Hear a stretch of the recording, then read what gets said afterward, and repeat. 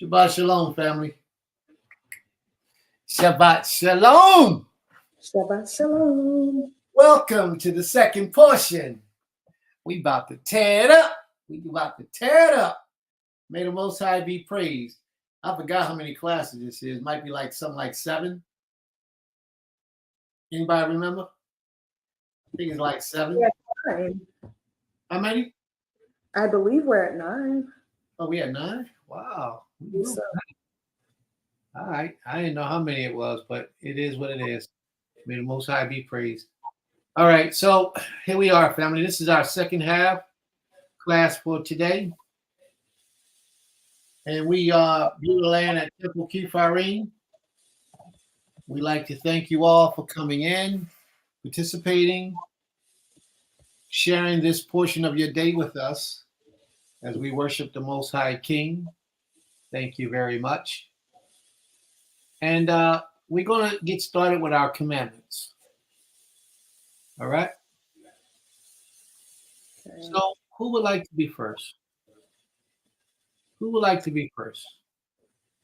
I just need to locate mine. I had it earlier. I gotta get it back. Who would like to be first to give their commandment for the day?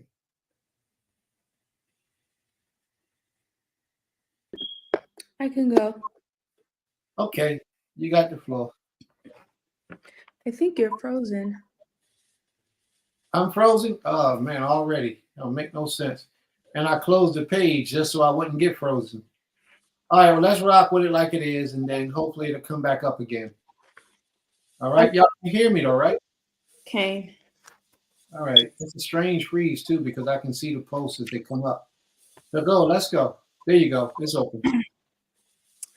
All right. My commandment is Devarim or Deuteronomy chapter 23, verses, let's say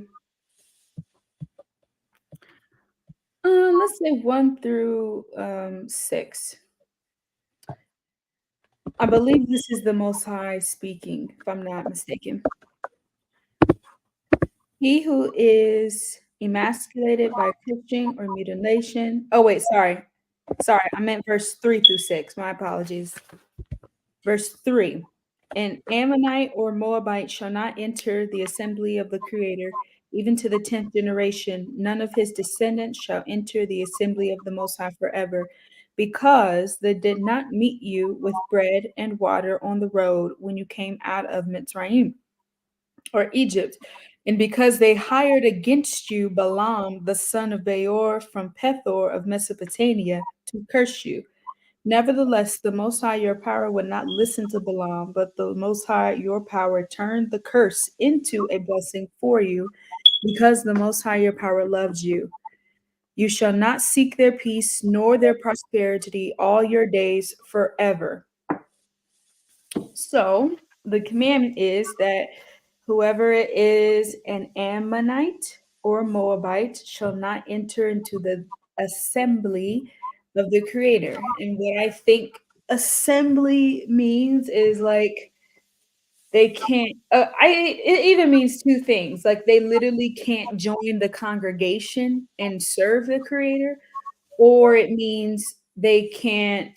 The Moabite or Ammonite, they can't like be a part of the leadership of the Creator, because sometimes I get confused on what we mean by assembly. I think assembly just means a group of people, and if that's the case, I think the Most High is telling us that the Ammonites and Moabites cannot serve Him with us. If that is not the case, then maybe it means that the Ammonites and Moabites cannot just be of a, like they can't be a priest or anything, or a teacher or something like that of high order in the children of Israel. And the reason is because they treated us wrong when we left Egypt. They didn't help us. They didn't give us water, food, or bread. And the Most High was not with that. They even tried to curse us instead of actually helping and assisting His people. So the Most High made that decree that these kinds of people shall not enter into the assembly. And we are not supposed to seek their peace or their prosperity forever. So, I guess that's kind of, I have a question to that. What does the Most High mean by assembly? And the second part is, wasn't Ruth a Moabite? And if she was, I guess maybe this law came into effect after that. And if it came into effect after that, then I guess she kind of was allowed in. So it's kind of a two-part question. But that is my law, Zehu. Very good. All right, let me explain this to you. It's a lot to that verse that you read, and some of it I didn't even come into the understanding until earlier today when I was preparing my lesson. Ammon and Moab are actually a part of today's lesson. Yeah, they're going to be in today's lesson. And I know what the scripture says, that because they mistreated us, the Creator forbid us from allowing them into his assembly.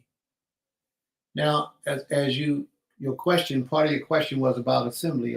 Assembly is not just a whole lot of people coming together congregating. That's one form of an assembly.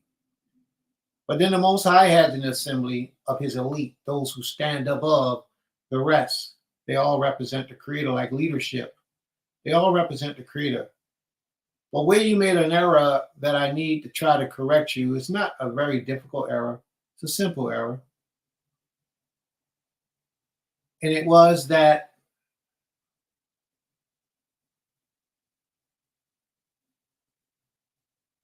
no person can be a priest unless they're out of the tribe of Lewi for the nation of Israel. You follow me? No person can be a priest for the children of Israel unless they're out of the tribe of Lewi. You follow me? But a person can be a priest for another nation. So that will still be the assembly of the Creator. You follow me? Like, for example, in the book of Genesis, I believe it's the 14th or the 15th chapter, we hear about a gentleman called Melchizedek. And Melchizedek was a priest of the Most High, but he wasn't a Hebrew Israelite. He was of a Canaanite stock, from what we understand. So he was a priest of the Creator, but he represented a different nation. The Creator never dealt with another nation like he dealt with us. So I'm not saying that the Creator chose another nation, but other nations had laws and commandments that they were supposed to abide by through their leadership that they failed to abide by. The Most High kicked them out of the land and gave the land to us. See, if you remember the story why the Most High said he put these people out of the land, it was because they was doing all types of wickedness. How do you know what wickedness is except if the Creator gave you laws? You follow me? Now, he didn't have to give them laws like he gave us, which he didn't. But however he distributed to them, everybody had laws, like Hammurabi, Code of Hammurabi, the Babylonian king. He had laws. Now, the Most High could have given him them laws for him to govern his people. And people violated that, became wicked, started practicing sodomy, and pretty much like the world does today. You know, all types of wicked things. So the Most High put them out for that reason, because they was wicked and they didn't keep his laws in the manner that he gave it to them. Not like he gave them to us, but the way that he gave it to them, they didn't obey them. So the Most High put them out. So here in their governing body, somebody had to give them those laws. The Most High, in this particular instance, he chose Melchizedek. He was a priest, so he would have delivered word to the people at the voice of the Most High. But he was not in Hebrew. So let's say he has those assemblies. Remember when he said Moses was accepted in all of my houses? Remember when the Creator said that? That would have been one of his houses as well, dealing with the Gentiles. If Moses would have went to Melchizedek's house, he would have been accepted. You follow what I'm saying? If Moses would have went to the Gentiles and talked to them, even though he's Hebrew and he's working over here with us, if he'd have stepped off and went into the house of somebody else who worshiped the Creator, a Gentile house like Melchizedek, and spoke with Melchizedek, he would have been embraced. That's what I'm trying to get across. Okay? Because the Most High has other houses. Now, those other houses would be considered an assembly of the Most High. So the command you brought forward that a Moabite and an Ammonite shall not be accepted in any of these houses, the Most High is saying no matter where you go in the order of rank and high nobility, those people are not accepted. They can't do this. Now, that's one commonly taught way that people want to say that the Ammonites, the Moabites, are not able to approach unto the Most High until the 10th generation. Something like that, I believe it is. I believe it's the 10th generation. But I want to bring something else to mind. In Genesis, the 19th chapter, it speaks about Ammon. And it speaks about Moab. Do we know who Ammon and Moab are? Do we, Eli, tell us who they are. They're Lot's sons born to him through his daughters. That's right. And of course, the Most High don't want none of that foolishness coming into play. They are Lot's sons. He had incest with his daughters. His daughters had incest with him. However it went. He had 2 children by his daughters, which is very, very highly prohibited in the law. So, of course, the Most High don't want that foolishness in his assembly. So that's part of the reason. And it came up today about Lot in the assembly, in the class. Morey Dawood brought up that Lot separated from Abraham or Abram. He didn't have to, because he could have just gave up some of his possessions, smalled his crew, and still walked in the order of righteousness. But instead, he left the righteous covering that he had. He was trying to hold on to his righteousness. He was only saved because of his righteousness. And then he gets the heel and does what? Forget all of his righteousness. And did what he did with his daughters. They say they got him drunk, but it goes like it goes. It is what it is. But even when you're drunk, well, I ain't going to say because I don't drink, so I don't know. But most people I know that drink, unless you get toe up from the flow up and you really can't even stand up, that's a different story. All right. Even when you're in that situation, you play a part in what takes place. There's no forgiveness of consequences because you're still guilty. You still played a role in it. So Lot, part of his punishment or his curse was that he had children with his children, and they was not allowed to enter into the assembly of the Creator. And it's possibly because Lot walked away from the assembly of the Creator when he left our father Abraham, or Abram at the time. Do you understand how I'm tying that together? Do you all understand? All right, very well. Second part of your question? Cain, so you're meaning I understand what you mean, tying it in together with that too. So is it fair to say that assembly in this sense means like they just cannot serve? No, they can't. Okay. They can't serve in any capacity the Creator of all creation. Okay. So the other part of the question was, well, what about Ruth? And if Ruth came before this commandment? then I guess it doesn't matter. But if she came after, then how do we explain that? That's a very good question. So you want me to give you an answer? Here's your answer. Ruth was married to a Hebrew. Ruth was a woman. You are what your husband is, which means that you take on your husband's spirit. Do you follow me? Mm-hmm. Ruth took on her husband's spirit. Ruth became Hebrew, not by blood, but by essence, by spirit. That thing is what is way more stronger than the physical blood. But Ruth was not a man. Ruth never served in the assembly of the Creator. She wasn't a man. She didn't take on any position of leadership in the assembly of the Most High. And she was a female. So do you follow me?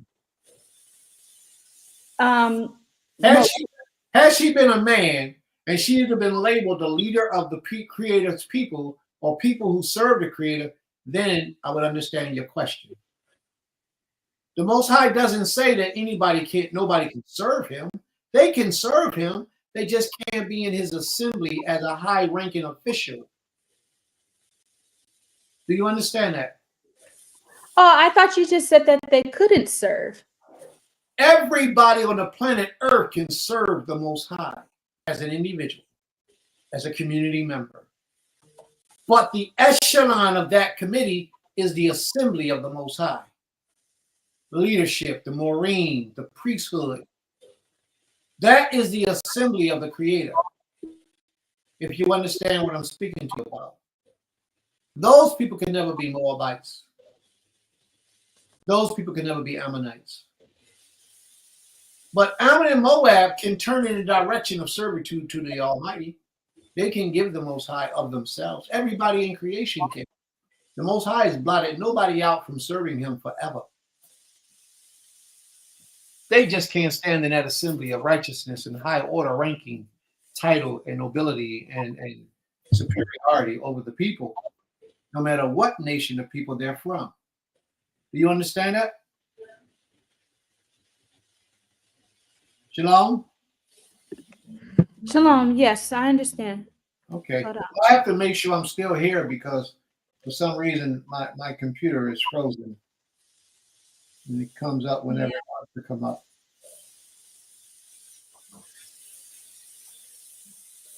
Okay. All right. But I just need to make that known. I wanted everybody to understand that, the importance in that.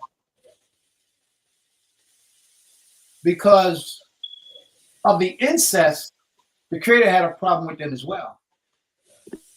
Because they was formulated through incest.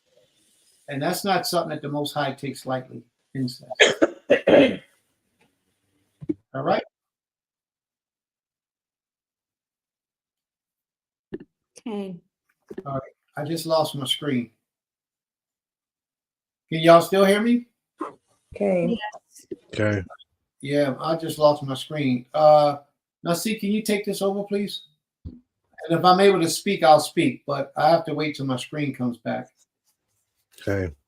I appreciate the school of thought and the wisdom you brought forth with the assembly too, because that can answer a lot of questions when people are seeing when the scripture saying that this person or this individual can come into the assembly of Israel. So I love that explanation. For those of you that's tuning in right now, if you can, please make sure that you like the stream right now. Like it if you're on YouTube, like it if you're on Facebook, share it with your family and friends, and make sure that you subscribe if you have not. Please bring forth your scriptures. This is the Torah sharing portion where we bring forth the scripture that we meditated on recently and we want to share, have questions or comments concerning it. So is there anyone that I missed? Because I just came on, Princess. I'm not sure if it's anyone I need to go to that wasn't read already. I see Zakina Cecilia has a scripture here. Did you all read that already or no? Autumn was the only one that did her law just yet. And we do have Zaquina Laurel's and Zaquina Tusila's in the comments. Do you want to go to those first? Okay. I can go ahead and read that. This is Zakana Laurel. Okay. Okay. My comment for today is Leviticus or Aikra 19:9. The Most High says to leave the unreaped corners of the field or orchard for the poor and the stranger. I'll go ahead and read it for those that's listening that might not have your scripture with you. Let's go ahead and go to Leviticus 19:9 or Aikra 19:9. And it says, when you reap the harvest of your land, you shall not reap your field right up to its edge, neither shall you gather the gleanings after your harvest. All right. And then she has Leviticus 23:22. 23:22. And it says, and when you reap the harvest of your land, you shall not reap your field right up to its edge, nor shall you gather the gleanings after the harvest. You shall leave them for the poor and the sojourner. I am the Most High, your Elohim. This is teaching us to be able to share with those that's amongst us and also not to be greedy. So I love the explanation that she brought forth. All right. Any comments concerning what she brought forth?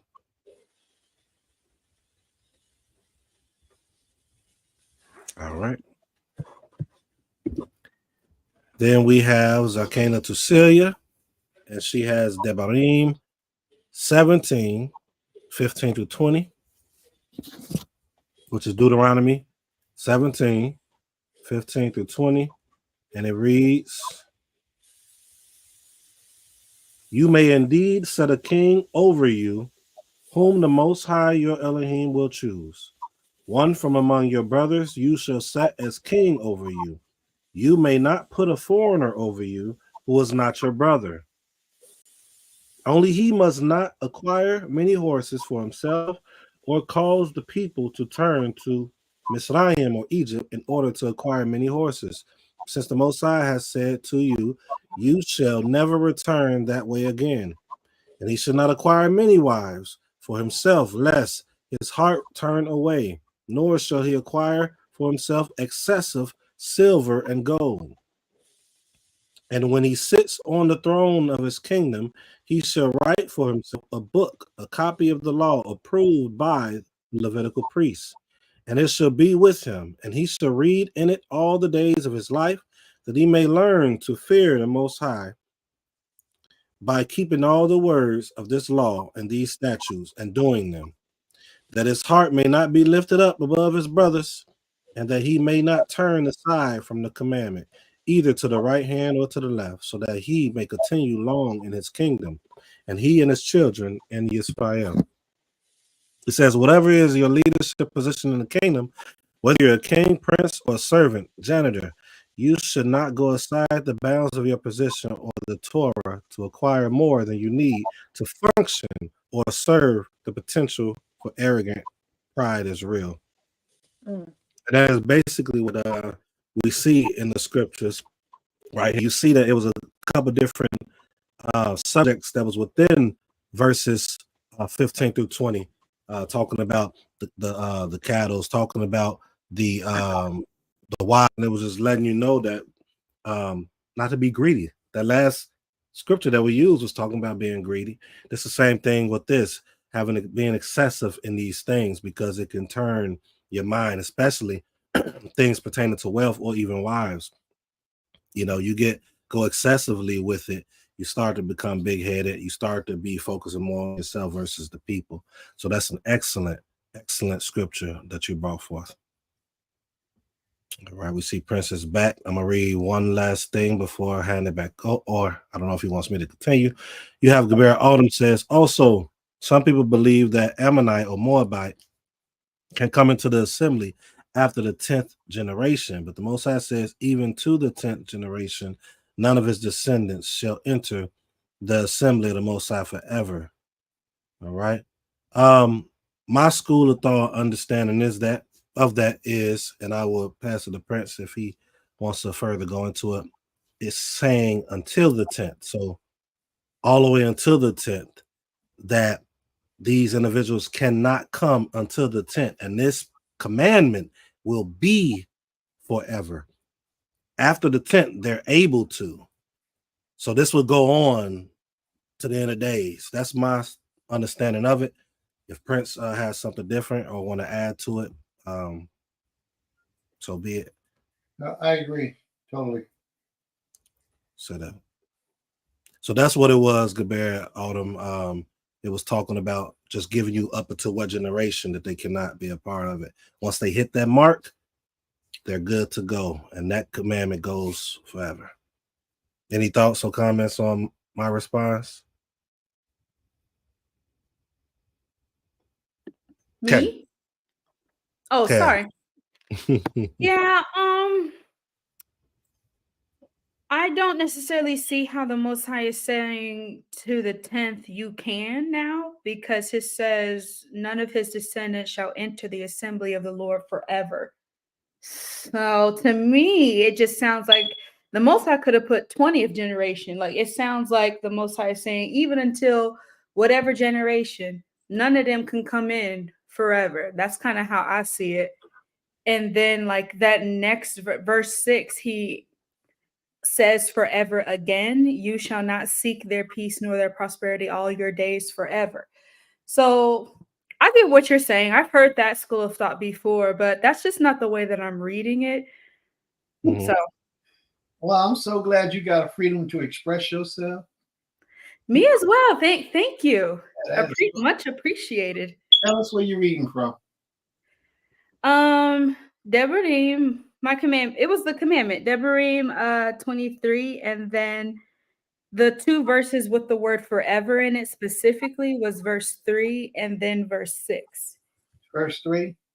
The Mm-hmm. upright shall not enter into the congregation of the Most High, even to their 10th generation shall they not enter into the congregation of the Most High forever. What that means is that that will always be a decree forever. You understand me? If I say, all right, a real life situation. Here's a real life situation. If a person touches a dead body, they're unclean. They can't come into my assembly. This is forever. Do you follow me? It doesn't mean that that dead person that touched that dead body can't find a way out. It means that this decree shall stand forever throughout all generations. But that person that touched the dead body is not unclean forever. If they get sprinkled on the third day and the seventh day, then they're clean. But this statute that I'm given shall stand and remain Leolam Wa'ed, forever and forever. That means that this will never go away. So every, let's say, 10 generations from then, let's say 9 generations, 8 generations from then, somebody try to enter into the assembly of the Creator. They got to wait 10 generations from their last descendant before they can come into the assembly of the Most High. You follow me? Seems like it's a harsh thing, but who are we to question? The Most High knew what he was doing. Seems like it's a bit unfair, but who are we to question? You can't, if you're a Moabite, you're an Ammonite, until the 10th generation, you might be 10th generation of your family, then you can enter in and you can serve me. But if you're not, you can't. And we just have to accept what the Most High puts down as law. Sister Ornit, Shabbat Shalom. All right. Shalom. All right, Ishi, do you understand now? Where it says forever, it don't mean that they can't do this forever. It only means that this law shall be in place forever.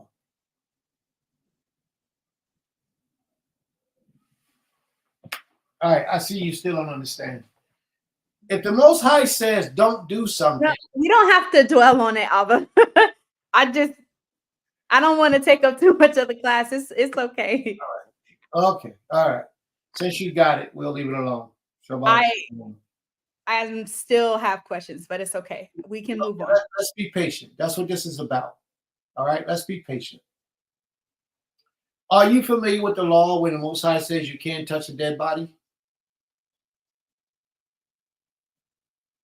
Yes or no?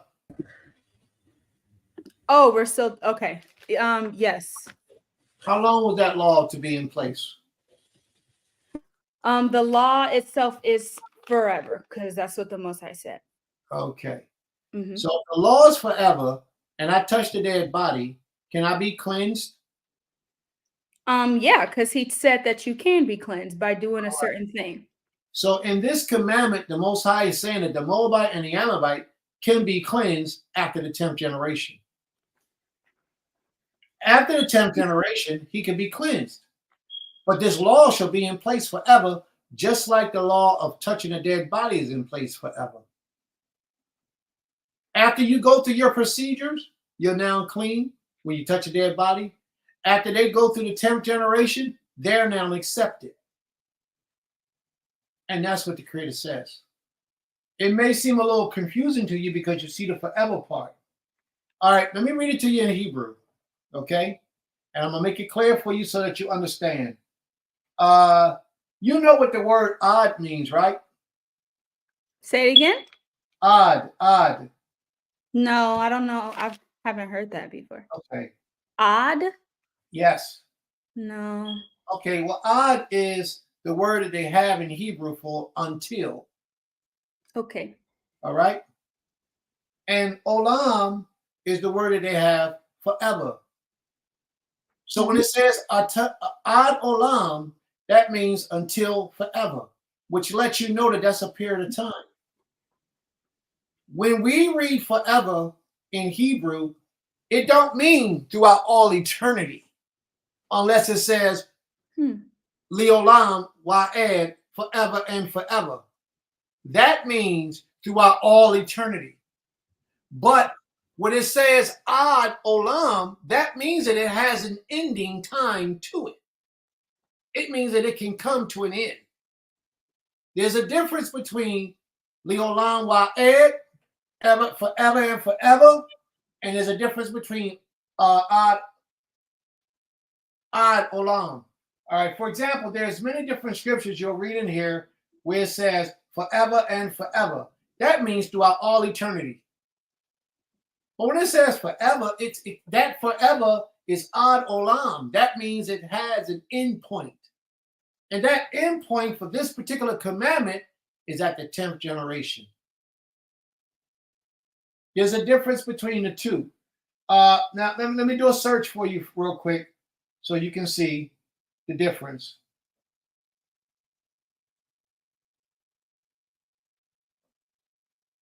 All right, I can't find it. My book is not showing it because it doesn't have the King James Version.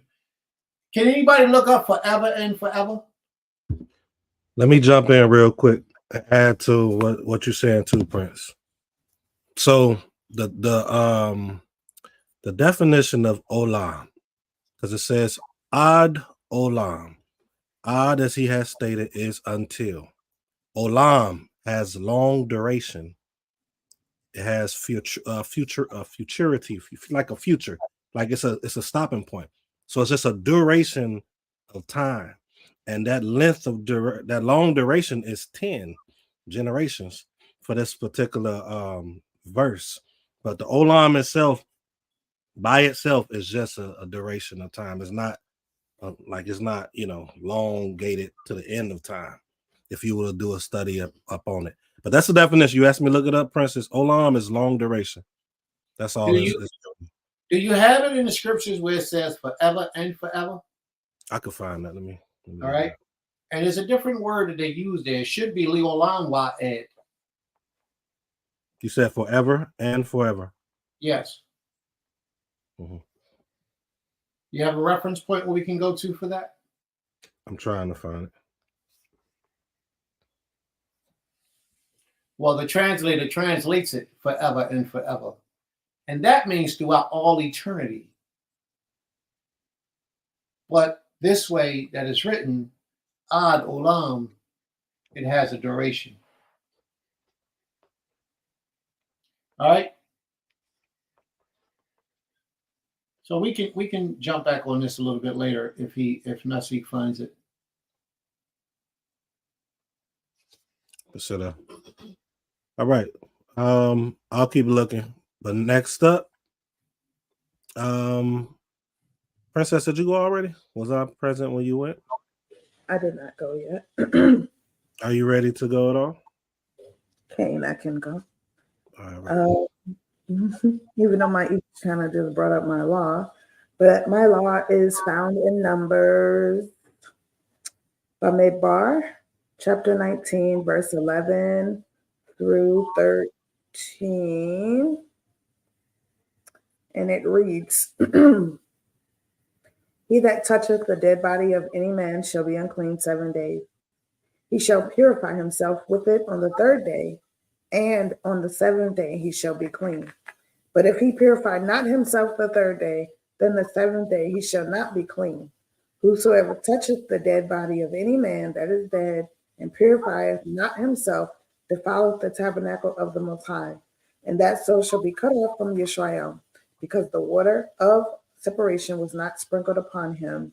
He shall be unclean, and he shall be unclean. His uncleanliness is yet upon him. So I chose that law one because we're often unclean by touching or walking in cemeteries and touching their body, and a lot of times certain laws are just kind of skipped over or read over as if it doesn't still pertain to us because certain things in certain people's minds cannot be done since we're not in our land of captivity. So my understanding, of course, is that you touch a dead body, you have to go through a purification process, which it read. I think it's kind of pretty simple, but you get sprinkled on the 3rd day. That is in the daytime of that day, so that at that night that counts as you're going into your 4th day, and then on the 7th day you're clean.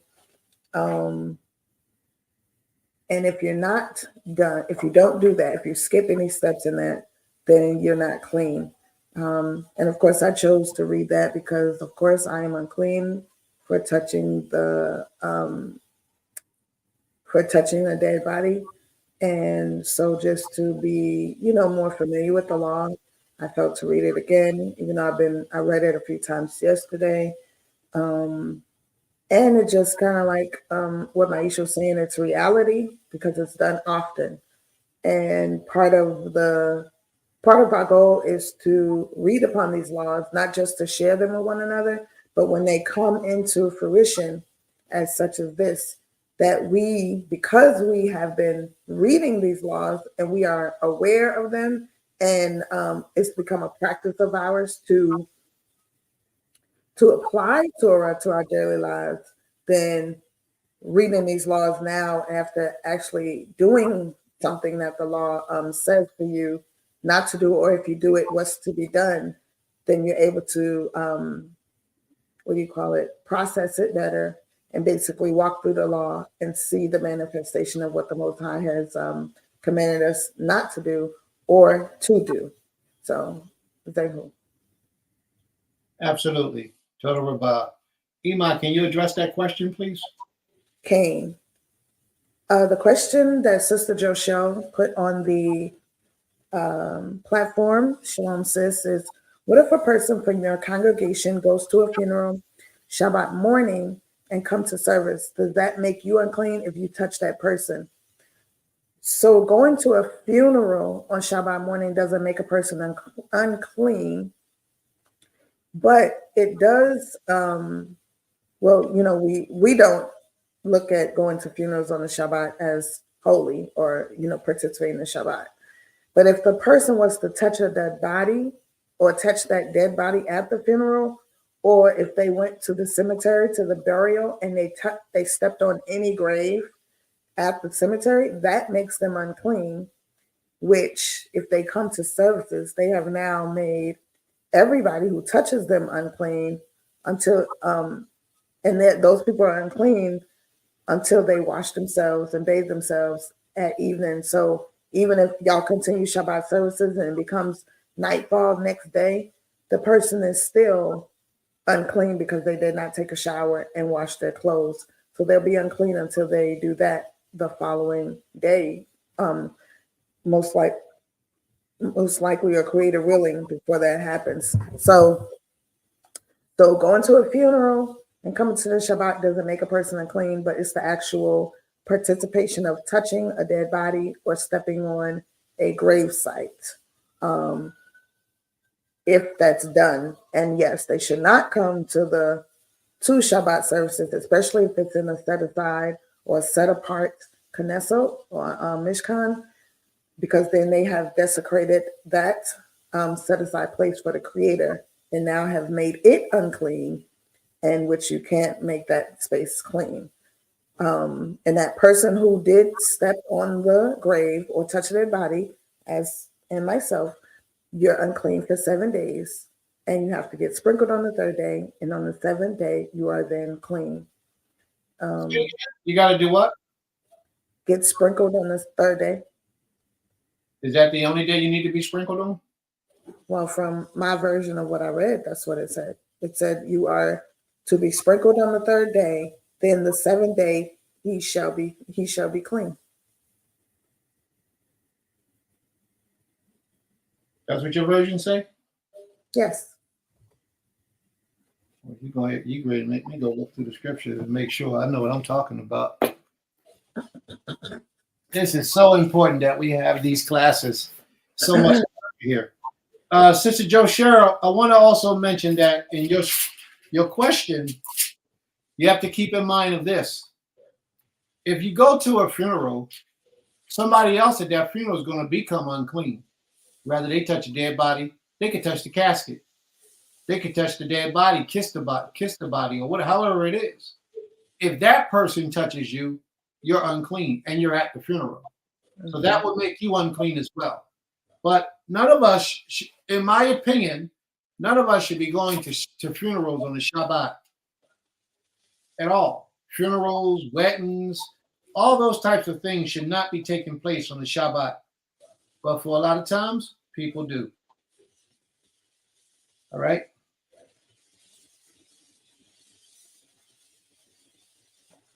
Okay.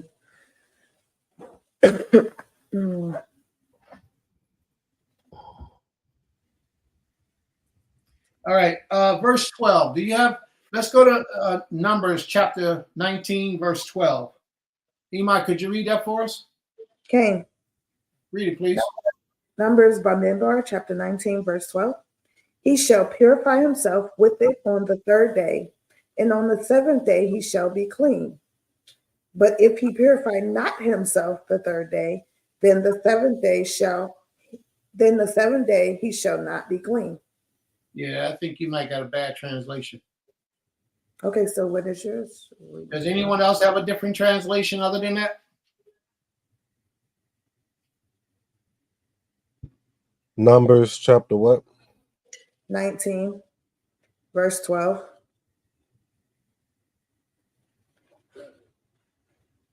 Let's start at verse 11. He that touches the dead body of any man shall be unclean 7 days. Mm-hmm. The next verse. He shall purify himself with it on the third day and on the seventh day. He shall be unclean. That's what your first part of your verse says. Yes. He shall purify himself on the third day and the seventh day, and he shall be unclean. Yes. Or he shall purify himself with it on the third day and on the seventh day. He shall be clean. Okay. But if he purify not himself the third day, then the seventh day he shall not be clean. I see how you seen it the way you're seeing it. I do. Because they put a comma. No, I ain't gonna deal with the commas. Commas don't mean anything. Okay, let me go to the Ivrit for a minute. Mm-hmm. Yeah, mine says they should purify themselves with the ashes on the third day and on the seventh day, and then be pure. If they fail to purify themselves on the third and 7 days, they should not be pure. But it does have the "and" on there for Shevi'i, and it says Shalishi for both on the And then Hebrew. it says if he missed the third day, he ain't gonna be clean on the seventh day because he got to keep both days. He got to sprinkle himself on the third day and the seventh day.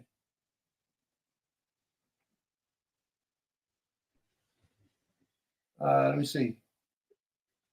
In the day, the third, and in the seventh day, not he shall not be clean. If he's not sprinkled on one of those days, he can't try to say, well, I didn't do it on this day, but I did it on this day. It's 2 days. It appears to be 2 days that the person needs to be sprinkled. Mm-hmm. All right. But I can see where your translation, how they're translating it, you can interpret it just the third day is necessary. Well, both days of that is necessary, the third day and the seventh day. So he has to be sprinkled twice. They're gonna get our people messed up on some of these translations. Yeah, yeah. And that's why it's important that we learn the Hebrew, because we can go to the Hebrew and bring forth the understanding. I found something with the forever in Psalms 111 and 9. Okay. Can we travel there? 1 second, please. Ima, are we cool? Yeah, came to the over. All right. Now with Joe Sherrill, I wanted to bring forth the point Joe Sherrill had brought up. What if the person in your congregation goes to a funeral on a Shabbat morning and comes to service? Does that make you unclean if you touch that person? If a person goes to a funeral and then come to Shabbat, I would ask them to go home. If I knew that he went to a funeral and then he comes to Shabbat service, I would ask that individual to go home. Because chances are that person is unclean. Either somebody at the funeral touched him that was unclean, or he went to touch the dead body, or he went to the cemetery and walked on the graves, and that also makes him unclean. So if you're unclean, you shouldn't approach unto anything that's holy, meaning the assembly of the Most High is supposed to be a holy event. That's what it's supposed to be. Therefore, if we are unclean for any reason, and it's not just by reason of the dead, any uncleanness, your nida, your cycle come on, your menstrual cycle, that's called nida. If you become tameh for any of those reasons, or if you have a baby, a newborn baby, if you have a girl, you're unclean for 80 days. If you have a boy, you're unclean for 40 days. So for any of those reasons, you should not come into the place of the Most High of worship. So now if you're a person and you decide to go to a funeral on the Shabbat, I'm saying that I don't think that that's a good thing to do. But if you decide to do that and you just decide to stay in the back so nobody touches you and you're extra careful to make sure nobody touches you, then you're not unclean. And then you can exit that building and you can go do whatever you want to do. Just by being in the presence of a dead body does not make you unclean. A lot of my brothers and sisters used to teach that. They used to teach that just being in a room with a dead body makes you unclean, and that's not what the law says. All right? So, Sister Joe Sherrill, I pray that answers your question. I pray that answers your question, and I pray that it brings some enlightenment to the rest of the family. Wow. Yeah. Well, see, your family's special. You and your family, y'all special. Y'all ain't like the average Israelites. Y'all got something special going on with y'all. But keep up the good work and stay unique. That's very important. All right. Now, Seek, I turn the floor back over to you. Total Rabah. You want to address some of those, or you want to keep moving forward? Okay, and I'm bringing up Psalms 119, 111 and 9 right now. Psalms, say it again, 119, 111? I mean 111. I have it on the screen right here. Psalms 111 and 9. And right here it says, He sent redemption to His people. He ordained His covenant for all time. His name is holy and awesome. In other translations, it might say forever. Let's see. This is what. Can you all see when I circle this? I don't know if it's this little hand is on the screen. So this is the Le'olam that Prince was talking about, which wasn't present on the other one. This is, the Lamed could be used as not just two, but what else for my Hebrew participants? What else can the Lamed be used as? Don't remember? My Isha said 4. So Lamed could be used for 4 in biblical Hebrew. They use it in modern Hebrew as well as that. So Leolam is 4 ever. Berito is covenant, like his covenant. Kadosh, so his holy covenant is forever. This Leolam is forever. The Olam by itself is, when it say Ad Olam, there is a time frame there. So that's what Preston was trying to bring out. And it might seem confusing. Maybe it does, maybe it doesn't. But it is a difference. And it's a reason why they wrote it this way, to make emphasis on what they're trying to say. So this covenant, as we know, the Most High covenants last forever. And that's why it's used as Leolam here. But the other one is Ad Olam. Very good. Total Rabah. And thanks for shedding light on that. May the Most High be praised. Amen. Yeah.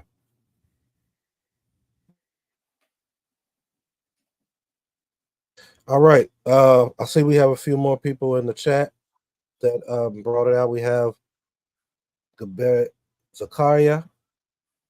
It says Zeruiah's comment for today is Shemot or Exodus. Honor your father and your mother, so that your days are prolonged upon the soil which the Most High, Yahweh, your Eloah is, or Elohim, Eloah is giving you. And it says, she said it means that we need to respect our parents and make sure we listen to them. Very good. That's very good. But now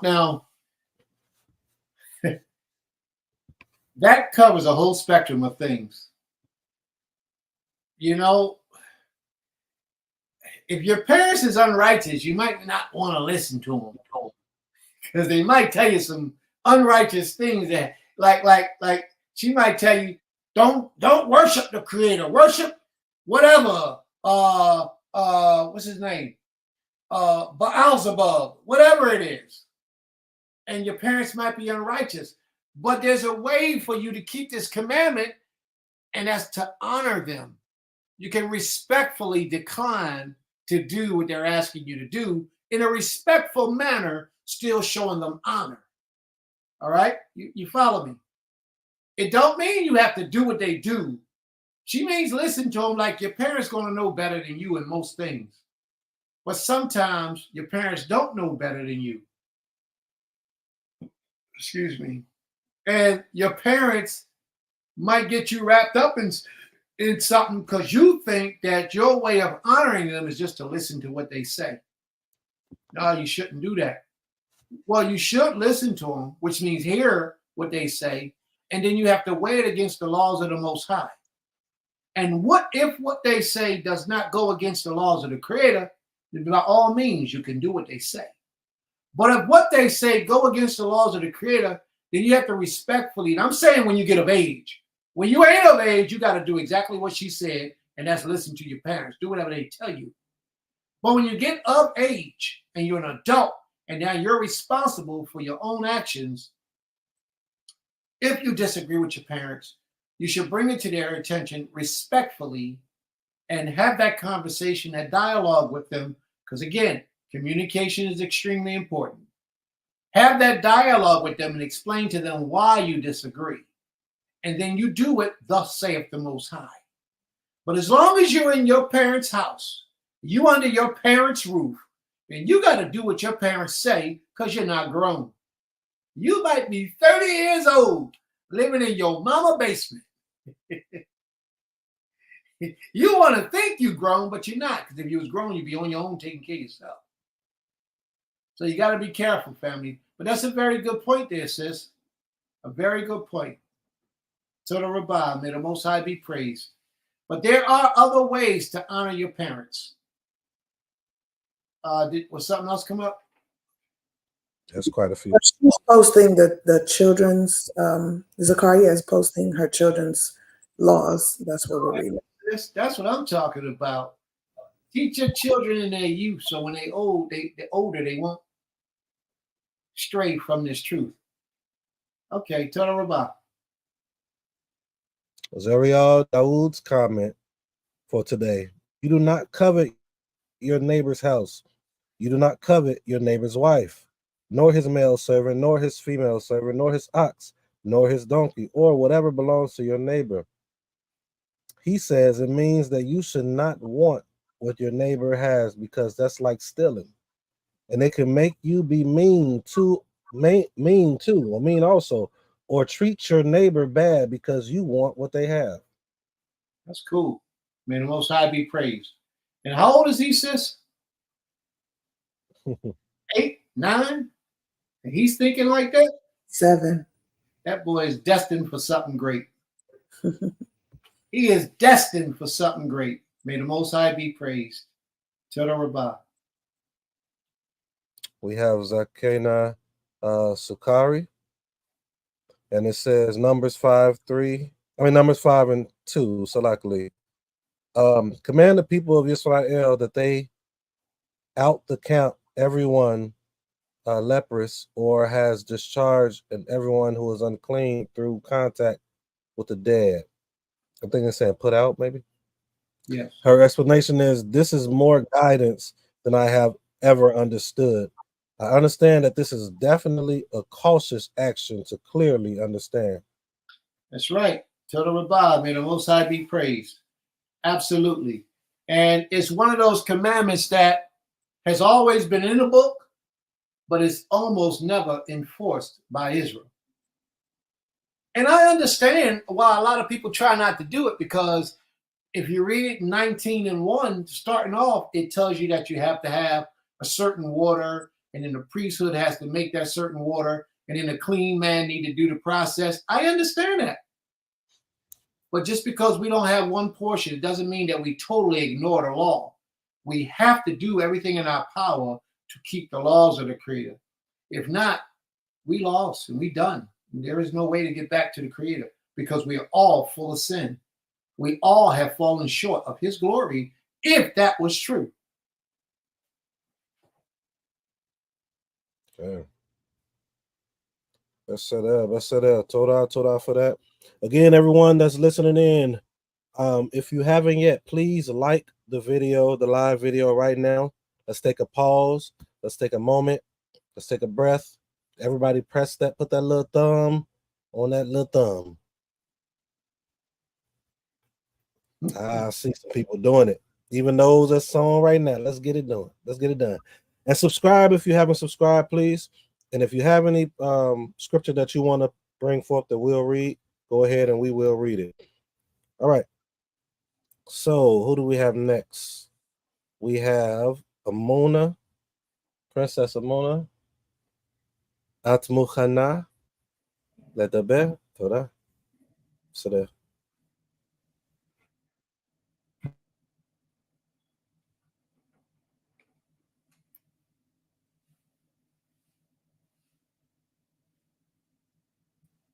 Shabbat Shalom. My commandment is going to be coming from Deuteronomy chapter 24, verse 5. Slika. When a man is newly married, he shall not go out with the army or be liable for any other public duty. He shall be free at home 1 year to be happy with his wife, whom he has taken. I chose this commandment because it shows that even in our culture,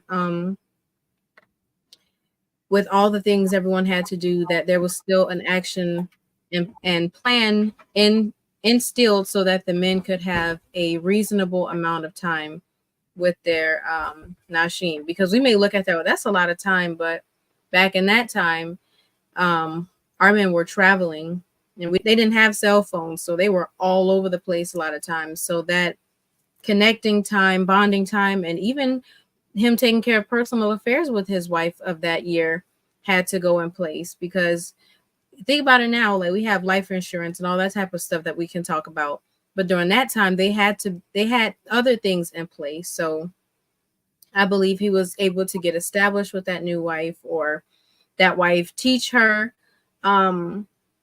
about his household, and just even prepare for a child. So I like this commandment because it does show that there was a lot of consideration when it came down to marriage, contrary to popular beliefs in our culture.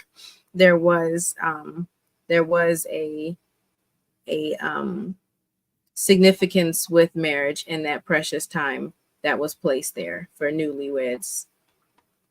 May the Most High be praised. I have a question. Don't turn it off yet. I have a question. So that actual commandment said that the man is to stay home with his wife for 1 year and cheer her up, correct? Cain. Does that mean he can't go to work? It said he shouldn't do any other public duty. I don't know if that has to do with work. Like, no, he better go to work. They need to eat. You know, somebody. Huh? Say it again, sis. I'm sorry. I think public work is different from fishing or chopping wood or, bartering or things like that. I think it's just more so talking about like if he had a place at the gate, or if he was, I'm gonna even go to say somebody that worked in the temple. He didn't do those type of duties, or even people, there are people in place when there was sacrifices being made, that chose the animal or kept the upkeep of the animal. So that's public duty, I believe. I agree with you. Now that public duty is just expressed through your translation. I don't know if that's expressed in the Hebrew. I'm not sure because I haven't read that deep on it on the Hebrew. But I know that a lot of English translations don't say public duty. A lot of English translations just say he's to stay home. He should not do any something. And he had to stay with her for a year. What is that? What'd you find? Can't hear you. Can't hear you. Oh, Cain, 1 second. I'm sorry. Okay. Yes, Sister Aisha, we understand he can't go to war. Absolutely, he had to stay home from war. Now, my twist on that is that he had to stay home from war because he might lose his life. And he never had the opportunity to enjoy his life with his new wife. As a newlywed. For that 1 year, you're considered a newlywed. So he needed to stay home to enjoy his life with his wife. Now, my question to her was just to start something, to get something going about that man going to work. Because a lot of dudes don't work anyway. A lot of them males, they don't work anyway. But men, they got a job. Or they got some way of bringing in income. Type of way, whatever it is that they're doing when they newly get married for that 1 year period. So they have to have a way to provide for the family. And that way is he has to go to work. He has to leave it for a period of time to get the KSAP for the household, but yet he's not to go out to war. He's not, like she said, he's not to spend no long amount of time away from his wife because he needs to learn her. She needs to learn how he likes to operate and how things need to go. So he had to stay around for that period of time. She's absolutely correct. May the Most High be praised. Toda Rabbah. But if he went out to war, he's running the risk of losing his life, and he'll never get to enjoy that wife. There's another scriptures that complements that. And I'm trying to remember what it is. What it created. Oh, I think this is it. I think this is the one. When Joshua had the men down by the water and he was lapping up the water, the Creator said, every man who just newly took a wife, send him home. Everyone who's afraid, send them home. All those type of men, the Creator says, send them back, don't even bring them. And the ideal is that they would lose their wives, lose their Isha or their Nashim. If they newly took them, they could lose their life.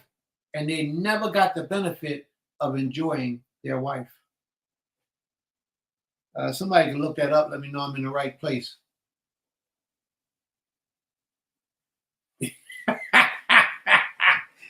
All right, Nasi. Dang. One of the things, like I say all the time, that with this scripture, There's a contextual element to it, and then there is a practical way of using the contextual element of it. And the context, as you all stated, was war. That's the simple context. And I'm going to pull something up, my version, what it says. Well, not my version, but a different version. Can you all see this? Not yet. And it says, verse 5, when a man has newly taken a woman into his household as his wife, he shall not go out with the army or be assigned to it for any purpose, right? He shall be exempt 1 year for the sake of his household, to give happiness to the woman as he has taken. Why is this? I want to just expound on everything you all said. My Isha gave a beautiful dissertation towards it, and her explanations on it was very good. Of course, Prince, and I think it was Geber Khaza. But notice, or in addition, notice it says should not go with the army or be assigned to it for any purpose. So not only do you not go out to war because you could lose your life, but don't even get assigned to the process of that war, because you're the stress that's going to be on you with this fairly new wife that you brought in. It's not going to be happiness when you are handling all these hard matters. Translating that over here, if you are a man, this is my opinion, if you are a man that has a lot that's going on, you know, and you're able to kind of distribute some of what you're doing when you're taking the wife, do it if you can. You know, I know it's different from someone that's a huge leader within the community, but even with that, it should be some element of relief in certain things that you're dealing with that's going to cause more stress in that home that you created with this new wife. Yes, this is not contextual what I'm saying, but it's taking a practical approach from this context that could benefit any man that is taking on a wife or taking on multiple wives. You have to be able to give that woman time to help establish your home, right? And time to help to learn how it is you and your home operates, and see what you all can do together to make the home flourish. And you can't do that when you have a ton of things, no time at all. That's just my opinion. And I think that that concept from this scripture, even though it's talking about war, is one to be looked at, or at least considered. Doesn't have to be done, just considered.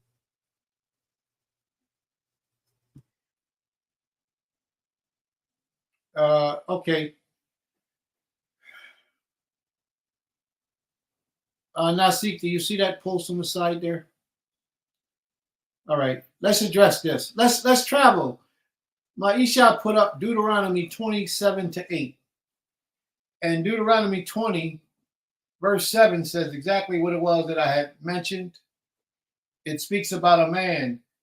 Deuteronomy 20:7. It says, and what man is there that have betrothed a wife and have not taken her? Let him go and return unto his wife, lest he die in the battle and another man take his wife. So the Creator wanted you to enjoy the pleasure of having a new wife. You follow me? He wanted you to enjoy that. It's something sacred and special that's pleasing to the Father. And then it says, and the officer shall speak further unto the people, and they shall say, what man is there that is fearful and faint-hearted? Let him go and return to his house, lest his brother's heart faint as well as his. So that part there is not talking about taking a new wife, but it's talking about that fear is contagious. And they don't want that to happen. But that part about taking a new wife was particularly, as it was brought out earlier, so that you can make her happy, cheer her up, spend time with her, teach her the rules of the household, and, just get to know her. Let her tell you about her, and you tell her about you. So y'all can build a great foundation, a great bond. And also, so you can take your time and make love to your wife before another man takes her because you done lost your life. So may the Most High be praised in all of that. Total Rabbah. All right. Did you want to bring up some more? Are we going to keep this on the board or are we going to remove that? I guess this is Geber Zechariah's scripture, and it says, and it should be when, did we already read this? No, we didn't. And it should be when the Most High Yahweh, your Elohim, or Elohai has brought you into the land which you go to possess, that you shall put the blessing on Mount Gerizim or Gerizim, and the curse on Mount Ebal. And she says, to me, this almost signifies a goal. This almost signifies a goal to work towards, setting the baracha, or blessings, and the curse on the mountains, which would show where one allegiance lies. To receive either, you must climb the mountain and work. So whichever one is chosen was thoroughly sought after by whomever is choosing. It takes as much work to strive to be disobedient to Abba as it takes to strive for obedience. It's up to you. It's up to us to choose which works or which work. All right. May the Most High be praised. You got some more? Also, I have often wondered about the significance of the names of these mountains. I have not looked into it, but is there translation of those names for the mountains? I will have to go in and look at it. yes, there's translations for the name of the mountains.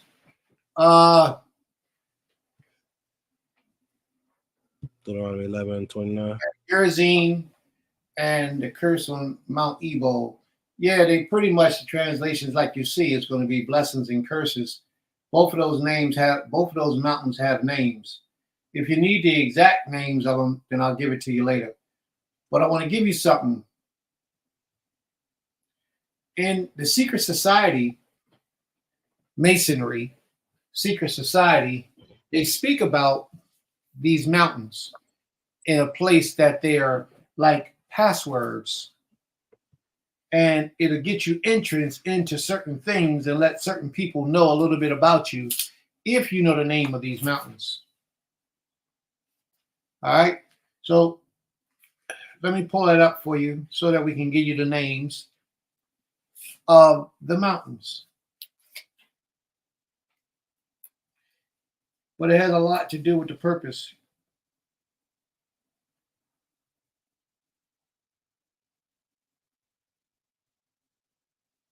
All right, Gerizim, this one is not saying what the name is. It's just telling you what the mountain is. It's not telling you the name of it.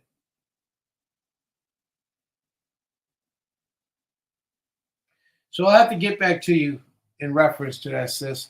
Let me try to find if I can find the other one. I'll get back to you in reference to that, but I do know that they have something to do with righteousness and wickedness. And that's why they're named in the fashion in which they're named.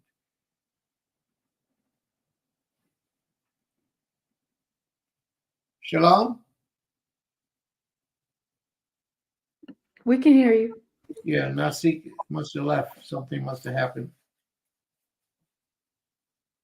I'm Anipo. Okay, let's move forward. I'm going to look this up. Forward. Geber Autumn has a question. It says, why did the Creator say to put blessing and curses on these mountains in the land?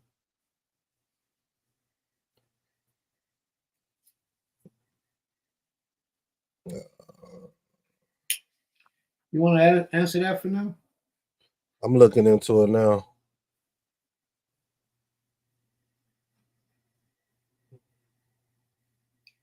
EY.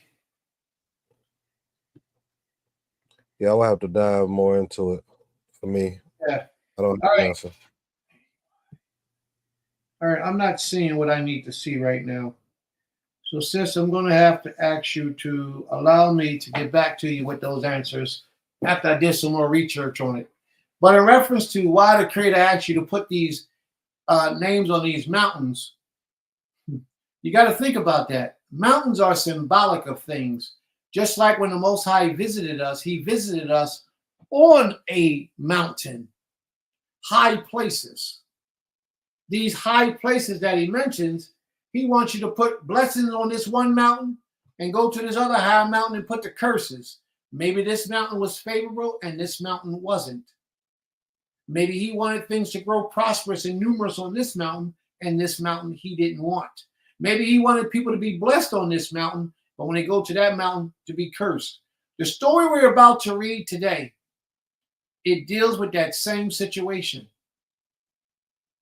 That Balaam was taken to all these different mountains to try to curse the children of Israel.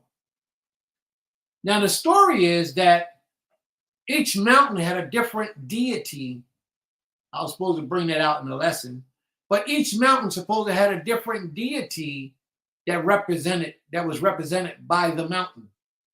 So here where you have where the Creator took and Mount Gerizim and then Mount Ebal, each one of them may have had a recognized different deity as the people of that place accepted. So maybe Mount Gibal was something that the Creator favored. Maybe it was something that he assigned, that he established, and then Mount Ebal was something that the people established. So we never know for certainty why the Most High does what he does, but spiritually, he will allow us to come to those understandings if we will open ourselves up to him. And I'm sure he will. All right? May the Most High be praised. Toda Rabbah.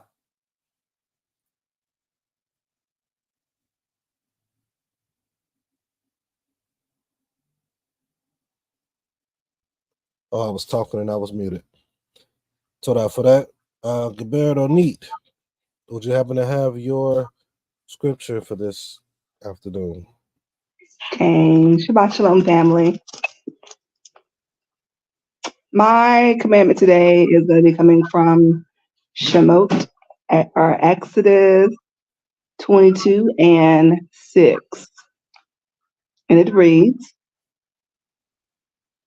if a fire breaks out and catch thorns, so that the stacks of grain or the standing grain or the field be consumed therewith, he that kindled the fire shall surely make restitution. So that just means that if you know you're responsible for the loss of property, of your brother or sister's property, then you need to make some sort of compensation or pay. They use the word restitution. So that could mean you either, and they use the example of the grain or their field being consumed. That's something that, they're using as their livelihood. So that could mean that you either give them food, allow them to, feed them to a certain period of time till that debt is paid, or you pay with finances, or you put in the work to, give time and actually grow that field or, ground down that grain again, or however, you know what I'm saying, until that debt is paid. Absolutely. May the Most High be praised. She's absolutely on point, 1,000%. May the Most High be praised. Toda Rabbah. Hallelujah. All right. Toda Rabbah. I am the last one before Prince. So where I'm at, or what I'm bringing is Babin Bar, number 7 and 1.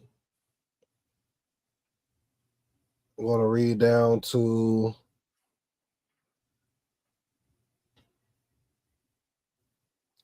verse 5. Verse 1 reads, and it came to pass on the day that Moshe had fully set up the tabernacle and had anointed it and sanctified it and all the instruments thereof, both the altar and all the vessels thereof, and had appointed them and sanctified them, that the princes of Israel, heads of the house of their fathers, who were the princes of the tribes, and were over them that were numbered, offered. And they brought their offering before the Most High 6 covered wagons and 12 oxen, a wagon of 2 of the princes, and for each one an ox. And they brought them before the tabernacle. And the Most High spake unto Moshe, saying, take it of them, that they may be to do the service of the tabernacle of the congregation, and thou shalt give them unto the Levites, to every man according to his service. I wanted to stop there. And one of the things I wanted to point out, I know that, the temple is not here and things of that nature, but most of us here have Knesset or Mishkanim. We are practicing what it is that we see in the scripture. And what's interesting about this is it's showing that, first of all, Moshe, being the leader, is sanctifying everything, consecrating everything, anointing everything, things pertaining to what was dedicated to the Most High.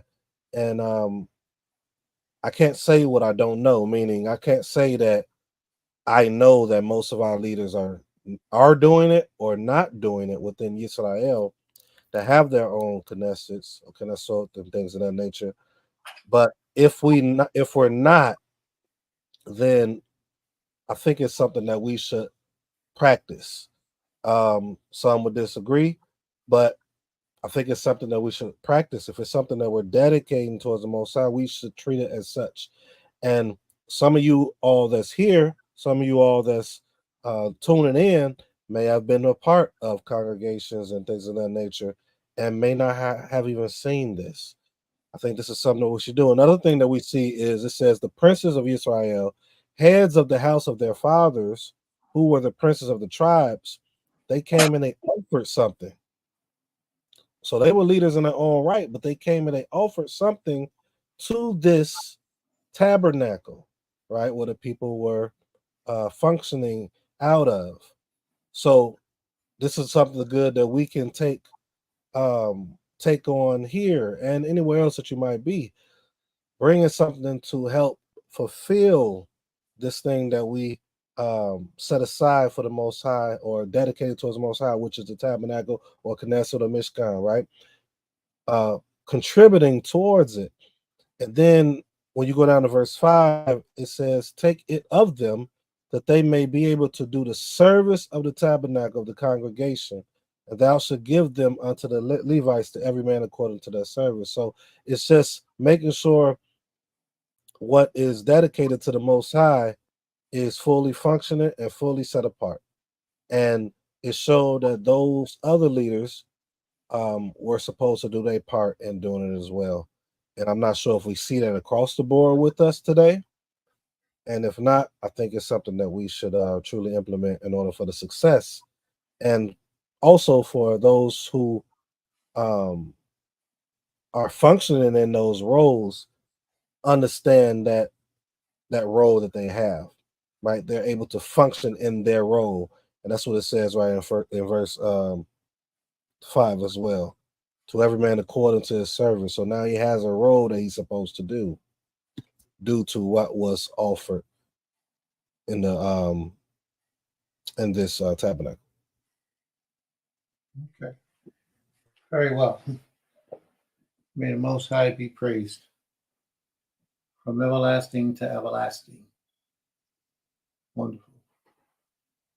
Any questions in reference to what Nasik just brought forward? Are there any questions?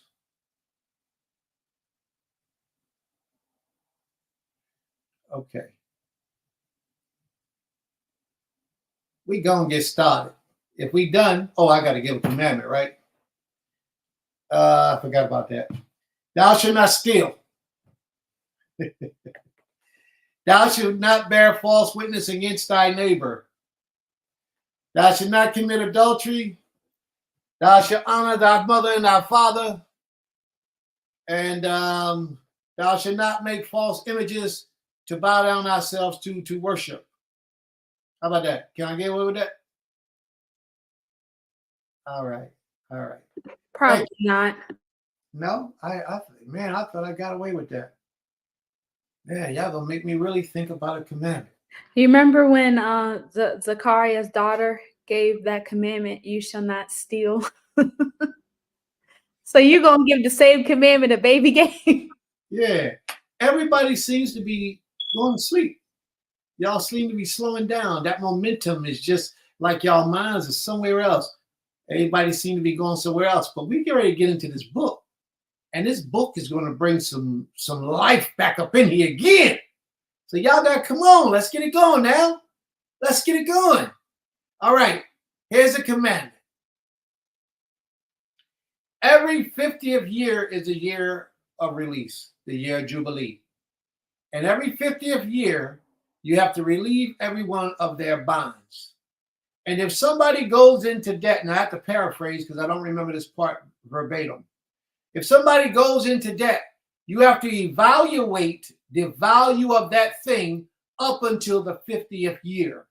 And that's how you're to charge them. Because on the 50th year is a year release, you got to let them go.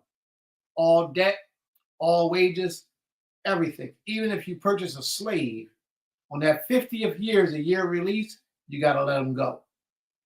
The Most High, in all of his glory, he's even mindful of those who are less fortunate. So anything you do, that 50th year plays a point in how much you have to pay back and when you have to pay it back, or how long you are to serve, or when you're able to be free, is all based on that 50th year. Whatever that 50th year, we don't have a record of what that 50th year is. We could be in that 50th year right now. It's called the year release. Because we haven't been a nation for a long time, we don't have an ongoing flux or ongoing flow of when that 50th year is. A lot of people will say that they do, so be it, as long as they honor it every 50th year. She did the 7th year is May 8th. Okay. All right, no problem. Toda Rabah. Thank you for that. All right. I pray that y'all got y'all notepads, y'all pens, y'all papers. Insightful. The commandments are very insightful. Thank you, sis. Thank you very much, Sister Sukari. Thank you very much. And it's very helpful. You know, a lot of people don't know their way around the scriptures, and a lot of people don't know how to live a life of dedication to the Creator because a lot of leadership don't teach those things. So we need to learn to do that. We need to begin to do those things. Can somebody look up the 50th verse of the 50th, the year release for her, please? And hand her the verse in the chapter, please, so she can look it up and read it for herself. Thank you, sis. I appreciate that. All right, let's get busy. I pray that y'all got y'all ink pens, y'all notebooks, y'all pads, your pencils, or your recording devices, because we getting ready to tear it up. We getting ready to tear it up. Y'all ready to go? I hope so, because I got my suit on. And you know my suit got them turbo boosts in the back. And when I go boom and hit the buttons, that fire shoot out, and we just go zoom right through the roof. So we gonna go for that journey, right? Sister Ornette, you ready for me? Okay. All right, we gonna tear it up, y'all. We gonna tear it up. Now I've been preparing for this class for the last 2 days. So y'all get ready to get some stuff. I hope y'all prepared. I hope y'all ready. Because we getting ready to bring it out. We're gonna bring out some stuff. Some of y'all didn't know. Some of y'all probably already knew, but it's gonna be some stuff coming out. Y'all, some people don't know. She said, not May 8th, Prince. Okay. All right, well, you let me know when it is, sis, and we'll be ready to rock with that. All right? So let's get started. We're in the book of Numbers, chapter 22. And my sister Ornette, my reader, she's here. She's going to get it. She's going to get it in, and we're going to do this. I hope y'all ready because we get ready to go on a journey. I'm going to try to talk slow and cool like Nasik. See how Nasik be talking all slow and cool? I'm going to try to talk slow and cool like that so y'all will understand me. So if y'all hear my voice get a little riled up, it's because I'm getting excited. Well, we going to do this. Let's go, sis. Where we at? Reading from the book of Numbers, chapter 22, verse 1. Numbers chapter 22 and 1. Yes, let's go. And the children of Israel set forward and encamped in the plains of Moab on this side of the Jordan by Jericho. Stop. Wait a minute. Now, the children of Israel came to encamp by the steeps of Moab across the Jordan from Jericho.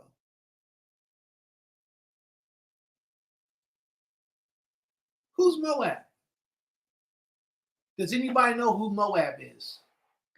See, Moab had actually became a big nation. We covered Moab in our commandments today. Lot's son. Yes, Moab was one of Lot's sons. You remember Lot? Lot was the individual who was the nephew of Abraham, or Abram at the time.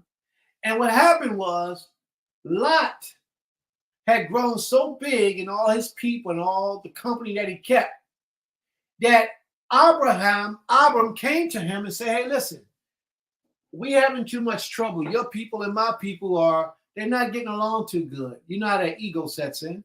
So they said, well, we need to do this. We can separate. And Abram, being as humble as he was, he said, you pick where you would like to go, and I'll go the other way.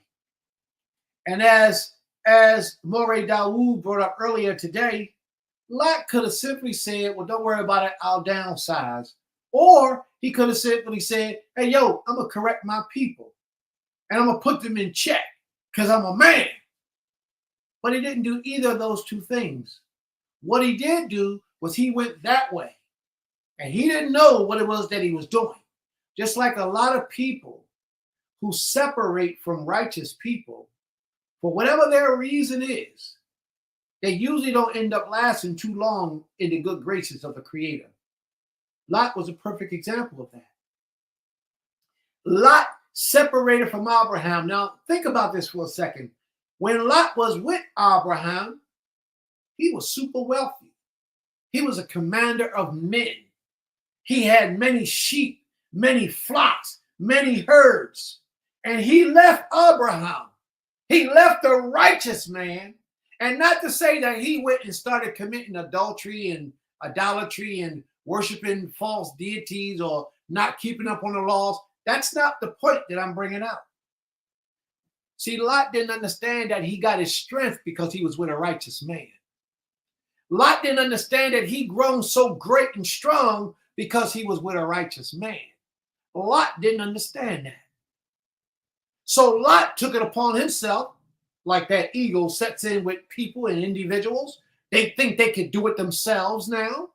So Lot took it upon himself to separate from that servant who was a servant of the Most High, because he felt like he can do this. Next time we hear from Lot, he's in a place surrounded by homosexuals. He's living in a house surrounded by homosexuals and got no defense. He got three son-in-laws and 2 daughters that was virgins and a wife. What happened to all those cattle, all those sheep, all those men he had serving him, walking with him? Sometimes people don't understand, but you get those things because you're connected to righteous people, righteous individuals. And the Most High brings blessings in your life by being associated with those individuals. That's why it's so important that we build and not separate and destroy. We build off of these things that we have. We have to work together, family. Stop thinking it's about I, me. You'll be just like Lot. You'll be broken down, sitting back 5 years later wondering, well, I used to get it like this. Telling those old people be telling you how they used to have money, how they used to have wealth. We used to have these Benzes and Bentleys and Rolls Royces and all these trucks. We used to be getting it. Well, your young man look at him and say, well, what happened? He said, oh, I stopped doing that stuff. Yeah, Lot stopped doing it too. He stopped walking with a righteous man. Abraham. Listen, the Gentiles, scripture says that the Gentiles shall say, lead us to your creator, because they see, they understand that all they need to do is take hold of the hem of the garment of an Israelite who serves the Most High, and their life will change. Everybody's not leadership. Everybody's not leadership. Everybody's leadership in their own right, but everybody's not leadership, which means that they're not serving the Creator. Everyone. Those who are serving the Most High, we receive blessings because of their righteousness when we attach ourselves to them. And that's what a lot of people don't understand. There's a scripture and story in the scriptures, and I'm going to get back to Lot in a minute before we move on, because I know we're talking about Moab. There's a story in the scriptures where women say, in Isaiah, the 4th chapter, it says something like, 7 women shall come to one man and say to that man, let me be called by thy name to take away my reproach. That's not just a regular man that they're talking about. That's a man who serves the Almighty that they're speaking about, a righteous man. And their reproach is symbolic of the sins that they have in their lives. The bad name, the bad report, the bad actions, how they live, maybe what they have done throughout their lives. They're asking for all that to be removed. They could have just simply went to the Creator, right? No, the Most High set up protocol. And that's something that a lot of people want to ignore today. The Most High set up protocol. And a woman's salvation comes through being married to a man. And if you're not married to a man, have a covering, a righteous covering over you. It has nothing to do with sexual intercourse. It has everything to do with you. It's on a spiritual level, a spiritual matter, with that man spiritually covering you, protecting you. They understood that in the days of the scriptures. But today, oh no. These Europeans have taught us individuality. And everybody thinks they're their own self-individual and they're responsible for themselves. And part of that is true. But let me tell you, sisters, if you don't have a husband, then find yourself a righteous covering to help to remove you of your sins that you have in your life, to help you get a better edge on the Creator. I'm not saying if you don't have a man, you can't serve the Creator. Prince is not saying that, because you can. But there are certain benefits that come along with you having a covering that a single individual woman just doesn't have. So you should look for those benefits. Have a covering, have a husband, however it is, let him be righteous. Those women understood that this man had to be of a righteous caliber or a righteous nature or righteous behavior, and they accepted it. So let's get back to Lot. Lot left his righteous covering. He left it. He was still serving the Creator. His life just wasn't the same. He didn't blossom and prosper like he did with that righteous covering. Who was Lot's righteous covering? Who was he? Abraham. Abraham. And Abraham was his uncle. Even men need a covering. Even men. Instructors, teachers, coverings, however it is. Even men need that to allow that man to go to his highest potential. Under the blessings that the Most High gives to his covering, it trickles down through him. And it trickled down through them. And then it trickled down to us all. And that's what we have to understand. Don't allow the Europeans to westernize you and take you away from the order and how the Most High had established it. Okay? Don't allow that to happen. There is structure and order in everything that takes place. Lot's life was a prime example of that. Lot walked away from his covering. Didn't mean he turned his back on the Creator, because he was still of the righteous. But his life was a horrible life, living in a den of homosexuals. He was surrounded by the angels came to visit him, because Abraham had prayed a prayer to the Most High, that the Most High, if he found 10 righteous, that he wouldn't destroy the city. So Lot and his household was of that 10. So the Creator sent the angels down to get Lot and his household to bring him out because he was ready to hell fire upon the city. And when they got there, the men in the streets were so bold that they tried to kick Lot's door in to take the angels to have intercourse with them. Homosexuality. That's the type of people that Lot was living in the midst of because he separated from his covering. Was Lot still serving the Creator? Absolutely he was. But he did not get the benefits of being up underneath of the wing of a righteous man. That is extremely important when you're making decisions in your life.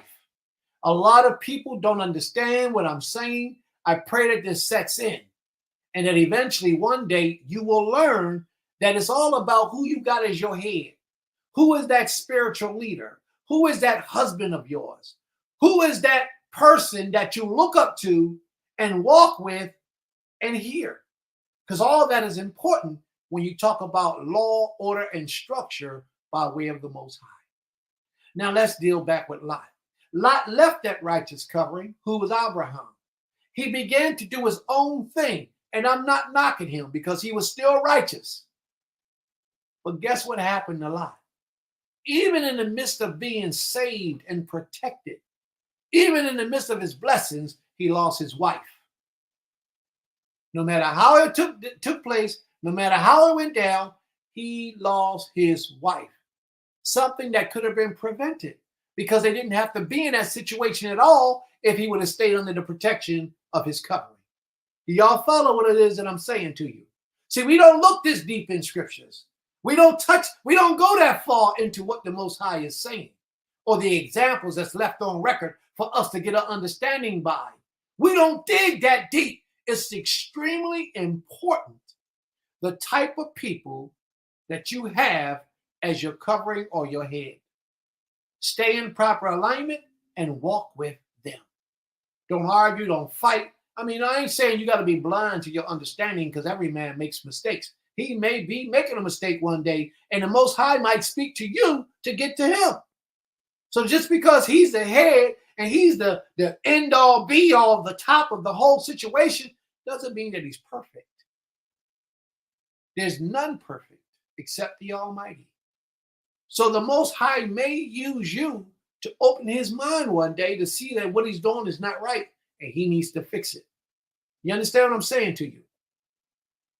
So let's get back to Lot now. So Lot walked away, lost his wife, and he was still in the process of being saved.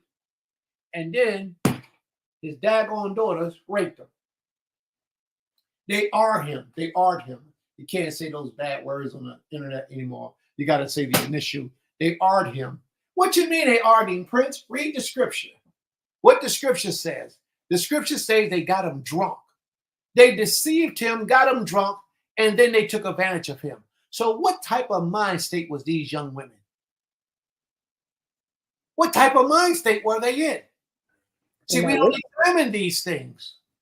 We don't examine these things. You know how you can tell the type of mind state they were in? Because of the children they produced. The children that they produced, the Most High says, I don't want them jokers in my congregation or my assembly for 10 generations. And he banned them. That's how bad Lot had fallen from grace. Because he took it upon himself to do this. Well, he didn't have to. He could have humbled himself and said, you know what? We do got our differences, but let's fix this because we need to be together. He didn't do that. He said, I'm a grown man. I can do this. I don't need you. I can do this. That's what he said. I'm responsible for myself. That's what he said. And look at his life after he left our Father. Look what happened to his life. It fell apart. Even though he never stopped serving the Creator, and you know that by the evidence of Abraham's prayer, he was considered to be righteous in the eyes of the Creator. But yet the Most High allowed his life to dwindle. He lost all that he had except his immediate family and couldn't maintain them. His wives, his daughters, their minds were corrupt. Now, of course, they thought they were the last people in the earth. That's what they probably thought. But they should have held out, and they should have waited. And they should have kept their father sane to allow him to give them instruction. But they didn't do that. They deceived their father and got him drunk and R him. Now, if he was that drunk, that filthy drunk, he might didn't know what he was doing. I'm going to assume that he didn't know because the Creator said he was righteous. If a man drunk, don't mean he can't get an erection because he's drunk. He might be imagining something that don't really exist if he's that drunk.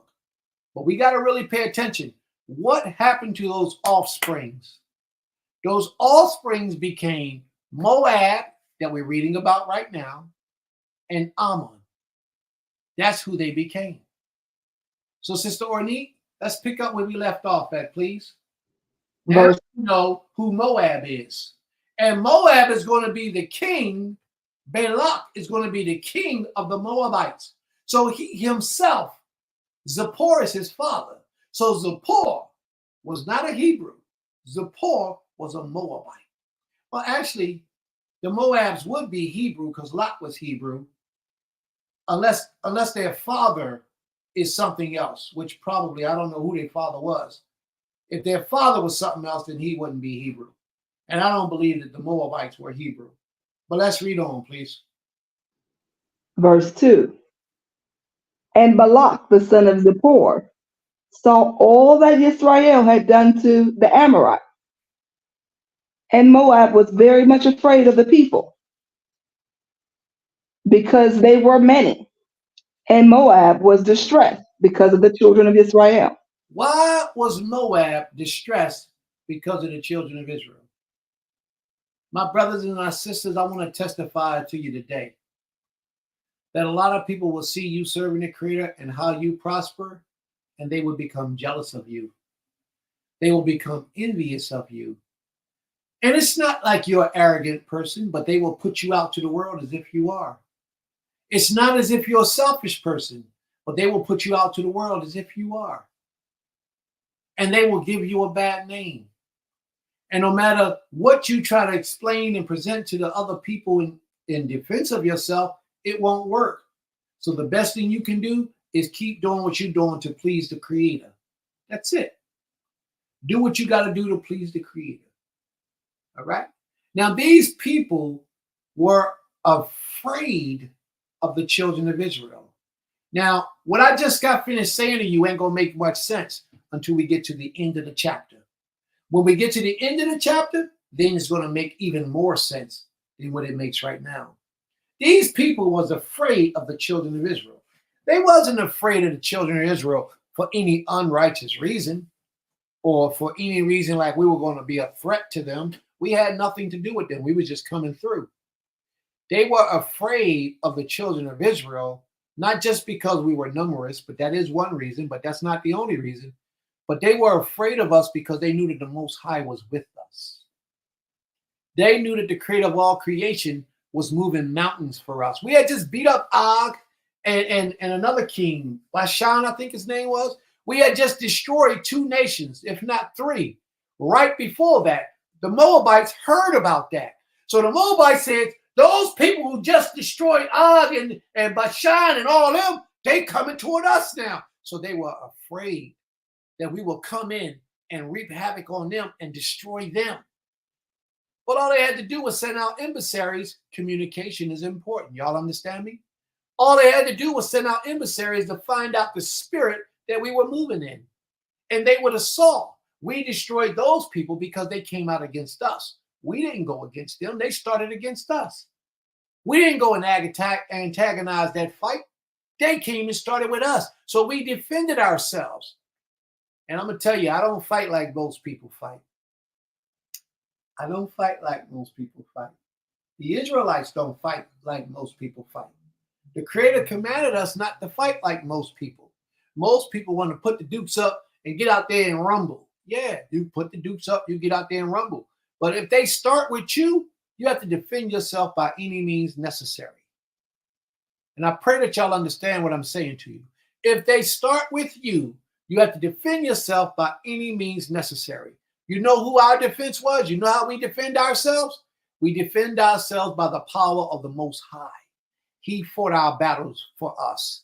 We didn't fight them ourselves. He fought them for us because at this time, remember the fiery serpent, the staff? Y'all remember that? Because we was disobedient to the Creator, we murmured against Moshe and Aaron, and the Most High let the serpents come in and start devouring us. Y'all remember that? Okay. Y'all remember what we did after the serpent started killing us? What did we do immediately after that? Ask for Moshe to make intercession. We asked Moshe to forgive us and make intercession to the Most High on our behalf, and we changed our behavior. At that point is where we picking up right now. At that point, we were perfect in the Most High's sight because we was for real with the Creator. Every man did what he was supposed to do to be pleasing to the Most High because people didn't want to die. They didn't want to die. So when we read this and you hear about the prophecies that the Most High said about the children of Israel, keep in mind that this was right after we asked for forgiveness. It wasn't throughout all history, but this was right at that moment when he was killing us with the fiery serpent. He was killing us with the seraphim and Nakash and the seraphim. He was killing us. And then we asked for forgiveness. He stopped killing us. We changed our behavior. How many times have you asked the Most High for something, changed your behavior, got what you wanted, and then changed back to who you were? That's a dangerous thing. But at this time, we had not the chance to turn back yet. Now let's watch what's happening. Read on, please. Verse 4. And Moab said unto the elders of Midian, Now shall this company lick up all that round about us, as the ox licketh up the grass of the field? And Balak the son of Zippor was king of the Moabites at that time. Now Balak, the son of Zippor, was a man who, no matter what you say to him, he was determined to have what he wanted. Now, I have to admire him for being persistent. And I wish that more of us was as persistent as Balak was. No matter what the prophet said to him, he would just try to find another strategy to defeat us until eventually he got wind of a strategy to defeat us. And that strategy is still true today. And watch, it's a whole lot getting ready to come out of this lesson today. I'm telling you, I need to share this and invite some friends in because we could already drop some jewels if we didn't drop none already. This thing gets deeper, whole lot deeper. Watch this. Balak was the king of the Moabites. He was their king. So he put that up. Watch this, family. Balak was the king of the Moabites. The people came to the king because they were afraid that the children of Israel was getting ready to come and destroy them. It is the king's responsibility to provide for the people under him. Do y'all understand that? Do y'all understand me? So Balak had to do anything in his power to satisfy the needs of his people. So what he did was he go and hire somebody to curse the children of Israel. He didn't have to do that. All he had to do, in my opinion, was send emissaries down there to talk to the Israelites and see if they can work something out. Because if you notice, every place that we went, we always asked those people for permission to pass through their land, and they wouldn't give it to us. So we ripped house up. Some of them came out like they were strong with guards and army and military. We're not going to stand there and let the guy punch us in the face first. So we're going to hit them and chop them in the neck. We're going to cut their head off. We're going to deal with them. We're going to do what we got to do to protect our own. Balak, who was the head of the children of Moab, saw fit to try to wage war, spiritual warfare against the children of Israel. And when that fails, he go to the hands and the guns and the knives and the swords. He tried to wage spiritual warfare against the children of Israel. And that's what the U.S. government has done to us today. They have waged spiritual warfare against us. And we don't understand it. And the Most High has allowed it. He has allowed it to happen to us. Why? Because so many of us are not serving him. So many of us are not doing what we're supposed to do. As it is in heaven, so it is in earth. As it was yesterday, so is it today. Read on. Let's see what's happening. Verse 5. He sent messengers, therefore, unto Balaam, the son of Beor, to Pethor, which is by the river of the land of the children of his people, All to right. call him, Go ahead. to call him, saying, Behold, there is a people come out from Egypt. Behold, they cover the face of the earth, and they abide over against me. Now stop for a second. Who is this guy but Balaam that he called? Balaam, it says, is the son of Beor, to Pethor, which is by the river of the land of the children of his people, to call him, saying, Behold, there is a people come out of Egypt. How did he know that we came out of Egypt if he didn't know who we were? He knew us. These people will know you, family. They will be familiar with you, family, but they're going to try to take you out because they don't like the blessings that the Most High has upon you. They will try to take you out. They will spread rumors and false reports. They will try to tear down your character. If they could take out a gun and shoot you, they would. But they scared they're going to go to jail, so they won't attack you in that manner. So what they try to do is tear you up in different ways so others won't like you. Balak tried exactly that. He tried to get Balaam to destroy us spiritually. Well, he was getting ready to offer Balaam a whole lot of money. So what does that say to you? It means that Balaam, who was not an Israelite, had a track record to prove that he was able to do what he was hired to do. Do y'all follow what I'm saying to you? Balaam was a sorcerer. Oh, okay. Who people called to bewitch other nations when they went to war against that nation so that other nation would lose. Y'all get ready to learn something today, y'all. Prince getting ready to shatter what you thought you understood. Watch what I do. Balaam was a sorcerer. People would hire Balaam to turn the war against their enemies in favor of them. Whoever gave him the most money, that's who he went with. And he will put a curse on the other nation so that they will lose in war. And obviously, he was pretty successful because Balak is going to find him. That's right, or Merlin. Balak is going to find him and pay him handsomely to curse us, the children of Israel.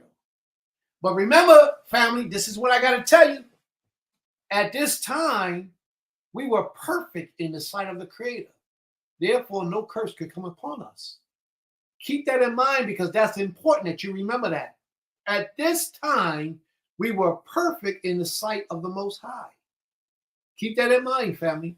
Because had we not been, if Balaam would have caught us a month ago, we'd have been dead. Because we was wicked before the Almighty. But we straightened up our act at this time. So Balaam came at the right time to not be able to curse us. But yet, he was very successful at cursing nations. Let me tell you what his name means. The name Balaam is derived from two Hebrew components. Two, Beli, which means to swallow. To swallow. And aim. What does aim mean? Anybody know? Aim or Aim, same word. Well, is people or Is nation. Right. Mm. Yeah, I pronounce. I got a little accent, so please forgive me. I tell my Nasheen that all the time. They laugh at me. No. I asked that because I say mother is aim. I know you all say Ema. No, mother's aim. Mother's aim. I agree. Mother's aim. Okay. It is. But I'm gonna say because my brother said I was supposed to say and he's the Hebrew teacher, so I'm gonna say I always say but it's okay. I'm gonna say now. So means people. So Belo or Bela means swallow.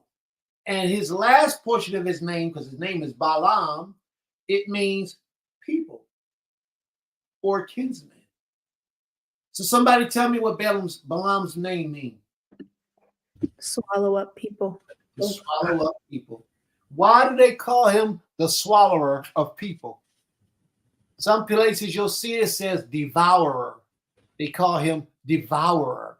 Why do they call him to swallow up? Why is his name swallow up people? And I told you this already. Say it again. Because of his wickedness? Because he was the one that they called to kill people. Mm-hmm. So in reality, he was destroying nations. He was swallowing up people. Balaam is a boy's name of the Hebrew origin that means destroyer of people. It is derived from the noun balal, which means either a swallowing and by implication a destruction, or a thing swallowed or destroyed. Balaam is also the name of a prophet in the Bible who was hired by a king to curse Israel, but ended up blessing Yisrael. Let's read on, please. Verse 6.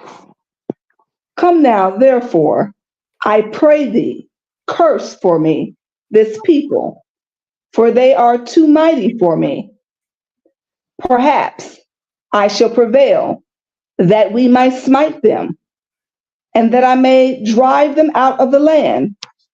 For I know that he whom thou blessed is blessed, and he whom thou cursest is cursed. Now, Balak sent people to Balaam. He's too powerful. He's the king. He ain't going to no prophet. He's the king. See, we don't do that type of stuff today. We don't give each other rank and authority over ourselves. Well, that's Prince. If Prince says, come down to Butterland, I'm going to go. Nah, who Prince think he is? He a man just like me. In the ancient days, it didn't stand like that. They showed respect. And his man was a prophet. He was a prophet. He was a sorcerer, but yet he was a prophet. Why was he a prophet? Because he spoke the words of the Most High. And let me tell y'all something. A lot of people ain't going to tell you like Prince about to tell you today. I'm ready to crack the foundation that you thought you understood. I'm going to show you something that's going to make you say, no, he didn't say that. Yes, I am. I'm going to say it.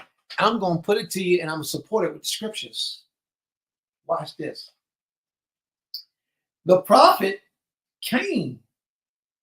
Well, he going to come later. But as of right now, he heard them emissaries. He said, I want y'all to go do this. He said, this is what I do. Oh, this is what I do. I curse people. He said, I want you to curse the children of Israel. He going to say, let me go to Yohewah. Let me go to Yotzer. Let me have a conversation with Yotzer. Do y'all understand what I'm saying? Okay. What am I saying, sis? What do you think I'm saying? He's saying, let me step to the source. But he wasn't an Israelite. Yeah, that's the confusing part. That's right, but it ain't confusing. Stop thinking you know everything. Everybody, just clear your mind about what people taught you. I'm going to teach you the truth, and I'm going to support it through the scriptures. I don't care what you thought you knew. I always told y'all angels and demons are the same. Angels and demons are the same. Oh, Prince, how do you prove that?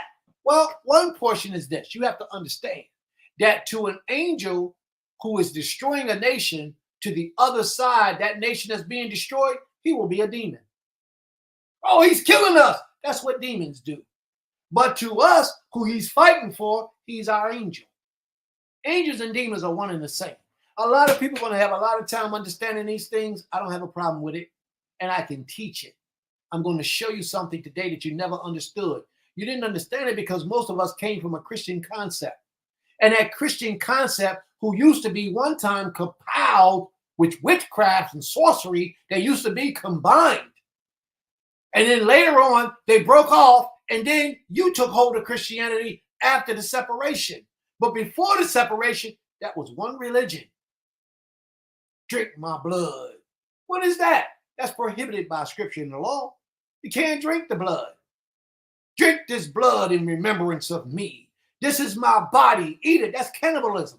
But because you're wrapped up in religion, you can't see what's going on. All this stuff was set out by the constellation of the stars. There's so much about it, but when you're stuck in something, you can't see what you're stuck into because you're there. So let's do some traveling with Prince today, because Prince is going to show you some things.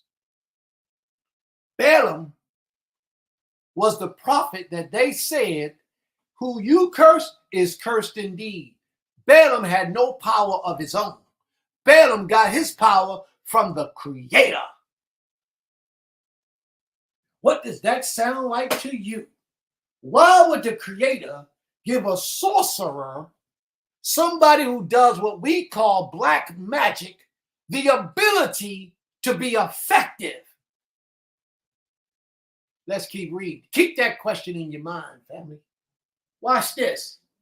Read on, please. Hey, hold on. Let me put this disclaimer out here. Let me put this disclaimer out here. Don't be afraid, anybody. Don't nobody run. Don't be scared. Don't be scared. We go on a journey. This is how Prince travels. We go on journeys over here. We don't play with what we believe to be true. Prove it. And I'm going to prove it today. Read on. Let's take a walk. Verse 7. And the elders of Moab and the elders of Midian departed with the rewards of divination in their hands. And they came unto Balaam and spoke unto him the words of Balak. Balak didn't go. Well, his elders and his missionary, they went. And they spoke to Balaam. Balaam was beneath the king until he kept ignoring the king, told the king to go kick rocks. I ain't cursing these people. Read on, let's see. Verse 8.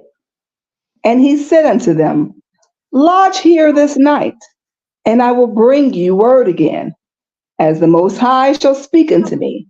As what? What did he say? As what? As the Most High shall speak unto me. Oh. Wow. And the princes of Moab abode with Balaam. Balaam. Wow. Hold on. Do you know that Balaam wasn't speaking to Elohim? Balaam was speaking to Yotzer. Balaam was speaking to the Creator. That's deep. Balaam wasn't just getting word from Elohim like a lot of other things happening and Elohim get credit for it. Balaam was getting his word from Yohei-Wahe, from Yotzer, from the Creator. Balaam had access to the Most High. Balaam was a very, very famous sorcerer who went down in history. And his name wasn't Balaam. That wasn't his name. Balaam is his title that they gave him for because of what he did. He was a swallower of people, a swallower, a destroyer of nations because of his curses. And nobody had that ability but the Most High. But the Most High allowed Balaam to do that particular act. Read on. Let's see where else we're going with this. Verse 9. He says, stay right here as I go unto the Most High, the Creator, see what he has to speak to me. Now, let me clear this up so that you fully understand. The Most High himself is not talking to Balaam. He's using messenger servants to talk to Balaam. but their word is coming directly from the Creator. All right? So I don't want to twist that up and make you think he got access that most of the prophets of Israel didn't have. That's not what he had. His word came directly from the Most High, and he understood that. All right? So let's read on. Verse 9. And the Most High came unto Balaam. Who came to Balaam? And the Most High came unto Balaam. It says Elohim came to Balaam. Why does it say Elohim now? Because just as I just explained to you, the Most High, Yod-Heh-Wah-Heh, is using his servants. His servants is considered Elohim. They are the ones who directly gave the word to Balaam, not the Most High. But Elohim is speaking the words of Yod-Heh-Wah-Heh, of Yotzer, of the Creator. A lot of y'all don't understand because you just became students very, very recently. But most of us who understand, there is a difference between Elohim and Ha Elohim. Ha is the definite article. Ha means the Creator Elohim, which means only one. But Elohim by itself means that there are powers, judges, powers, rulers. Those Elohim make up the assembly of the Most High in the heavenly order. Like Israel are Elohim. Yisrael, we are Elohim. In English, that would mean we are gods, if y'all understand what it is that I'm trying to say. But we're not Ha Elohim. There's a difference. Ha Elohim is the Creator, and the Creator alone. He don't need any help. But he uses individuals or servants to get his message relayed unto man. So this is why, and it says, and Elohim came unto Balaam. Remember what I told you? Ain't no hierarchy. The hierarchy ain't coming down to the peons. The peons got to come up to the hierarchy. The Most High, Yod-Heh-Wah-Heh, Yotzer, he stays where he at, and he sends his messengers down to get his work accomplished. The Elohim came to Balaam. The Elohim spoke the Most High's words to Balaam. Let's read it. Let's see what it says. Verse 9. And Elohim came unto Balaam and said, What men are these with thee? They said, who are these people with you, Balaam? They're not used to Balaam having company with him like that. Who are they? Now, y'all got to remember Balaam. Balaam is a highly spiritual man. Matter of fact, the place where he was from was named Pithor. The place where they say his father and Balaam was from was a name called Pithor. And Pithor is a place located between two rivers, usually in the Hebrew Euphrates. The rest of the description is somewhat vague and corrupt. In Deuteronomy, Balaam is from Pithor, and they say it's accepted that he ain't really from Pithor, but Pithor was describing him. This is what it says. It says the Hebrew root named Pithor is which corresponds to the Arabic root. Both roots refer to a verb and a noun. And those verbs and nouns refer to a word, pitor, or pithor. And it is its translation or its meaning is dream interpreter. So they're saying that Balaam was a sorcerer of the highest degree. Not only could he curse people, but he can interpret dreams. Do y'all follow me? Okay. So this is said that when you read it, it says Balaam's father, Beor, of Pithor. But what they're really saying is that that's another description for Balaam's occupation. He was an interpreter of dreams. He was a powerful man, and he wasn't an Israelite. But if you notice, as I always say, Balaam in his highest capacity doesn't touch that of the children of Israel, because the children of Israel are Elohim. Balaam was man. He was from Adam. That's different. He can prophesy. He can even bring a curse upon people, but he cannot control the celestial heavens. He cannot bring back life from death. Only the prophets of the children of Israel has been able to do such things, because we sit in a different realm than Adam and Adam's children. We sit in a different realm. We have a portion of the Most High that's in us that is exceptional to that of mortal man. But because we want to live like man, the Creator says we want to die like man. It is for us to excel in our nature, in our minds, and in our righteousness to ascend back into that powerful state that the Most High gives us the ability to achieve in this lifetime while here on this earth. We can do it. We have to understand it. And here in Beautyland, we've already started the process. And the first rule of that is to love thyself. A lot of us don't. We don't love each other. We don't even care for each other. If we're ever going to reverse that curse, that's the first thing we have to do. Really love thyself. And when I say love thyself, I ain't talking about me, love me. I'm talking about you love me and me love you. That's what it means to love thyself. A lot of people misunderstood that. They think you got to love yourself. You got to be happy with yourself. You got to be pleased with yourself, and you got to appreciate yourself. It ain't even about that. It's about when you say love thyself, you're really saying love thy people. How come every time I get onto these deep topics, my computer frees up on me? As it did just now. Can I still be heard? Okay. All right. Well, I'm frozen.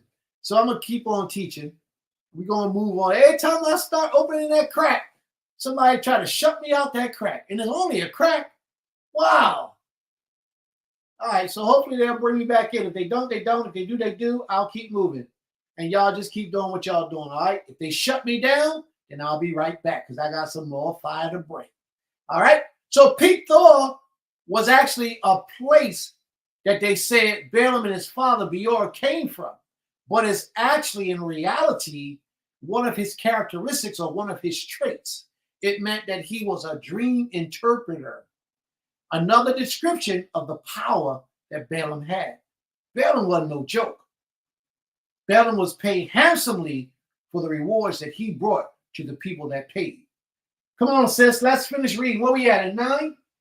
Verse 10. Read on, please. And Balaam said unto Elohim, Balak, the son of Zippor, king of Moab, has sent unto me, saying, Behold, there is a people come out of Egypt, who cover the face of the earth. Come now, curse them for me.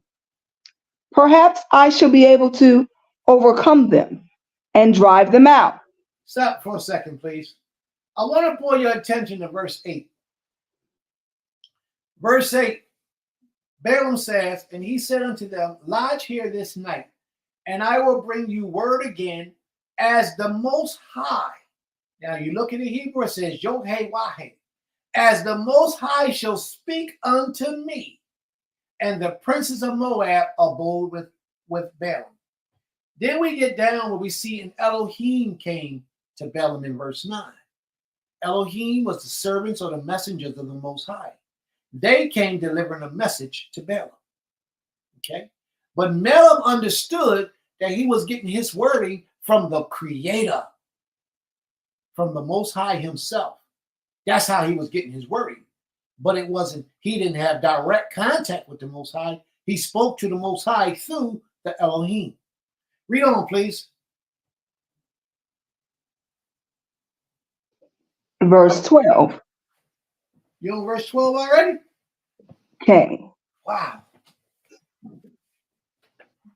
And the Most High said unto Balaam, Thou shalt not go with them. Thou shalt not curse the people, for they are blessed. All right, now I want y'all to understand this. According to what we have here, it says, Wayomer Elohim El Balaam. Wayomer Elohim El Balaam. Balaam. It says, Wayomer, and he spoke, and he said, Elohim said, not Yod-Heh Wah-Heh, not Yod said, but Elohim said to Balaam, you shall not go. And watch this. Who did Balaam give credit to for the words of Elohim? Read on, sis. Verse 13. And Balaam rose up in the morning and said unto the princes of Balak, get ye into your land, for the Most High refuses to give me leave to go with you. Who did he say refuses to let him go? The Most High. The Most High. Yohewahe, Yotzer, refuses to let him go. He understood what so many of us don't understand. I'm trying to turn y'all on to some things that I know a lot of us don't know. I'm trying to give you something to take home with you after this Shabbat because you've been here with us for so long today. They just kicked me out, y'all. Are y'all still there? We can still hear you. All right. Well, they just kicked me out. My joint is gone, and my joint going through the spin zone. Give me a minute, and I'm up. Oh, gosh. We can hear you. All right, well, let's keep going until it shut me out completely. When it shut me out completely, then I'm gone and I'll give up. I'm going to fight to the end. And then I'm going to rush back, all right? So y'all might want to play the video until I come back. Because you. All right, so he instructed to play the video. Want to bring the video up. Give me a second, you all. Some of you've seen it. Some of you may have not seen it. But we're going to play it.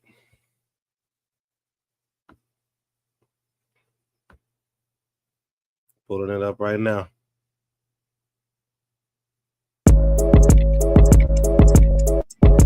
This is for the people in the front and the back who's going through the day. You had a lot to do, and you know you got a lot on your plate. But then you gotta make sure you get through the day. And although we got a lot to worry about, I just gotta stop and say, you got it, you got it, yeah, you got it, yeah, you got it. Put your foot on the pedal, don't you stop it. You got it, you got it, yeah, you got it. Keep on going. Put your foot on the pedal, don't you stop it. Every day, life throws something at you, but be prepared to shift and you start anew. Gear, keep your life in motion, it's part of the commotion. Oh, oh, oh. Stay the course, get your life on track, and whatever you do, there's no looking back. The load gets heavy for us sometimes, but let me sing this to you so that I can remind you. You got it, yeah, you got it, yeah, you got it. Put your foot on the pedal, don't you stop it. You got it, yeah, you got it. Keep on going. Put your foot on the pedal, don't you stop it. Many moving, but they always getting stuck. Thinking that the road's smooth, but it's kinda tough. It all could change up in a minute. As fast as change clothes after cleaning. You just have to put yours on. Spread your wings and just soar go. One day we all gonna see. Then we can roll. I see rise, just gotta believe. First you got to plant that seed. Don't let no one pluck it, keep it away, it's out of reach. This is why, cause if you let them, they will bring you low. And you don't want that, just to let you know. I said that all to say you got You got it, you got it, yeah, you got it, yeah, you got it. Put your foot on the pedal, don't you stop it. You got it, yeah, you got it. Keep on going. Put your foot on the pedal, don't you stop it.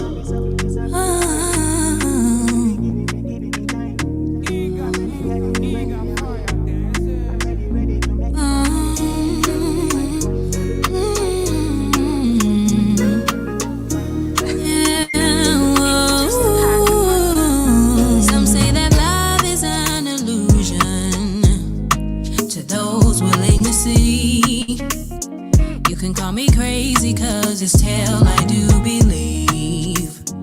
The thought of my beloved keeps me grounded every day. All right. All right. May the Most High be praised. That was perfect timing, wasn't it? Wasn't that a beautiful video, everybody? Wasn't that a beautiful video? That was a beautiful video, man. That's just a portion of what we do here at Beulah Land at Temple Kefarym. May the Most High be praised. They thought they was going to stop us. I don't know why every time we start cutting it up, they start acting up. They want to start kicking us out, knocking us off, giving us little feedback and knocking, so we can't display the message of the Creator. They don't want your mind to be open, so they're going to keep on trying to do these things to prevent from knowledge getting out. We're going to do this.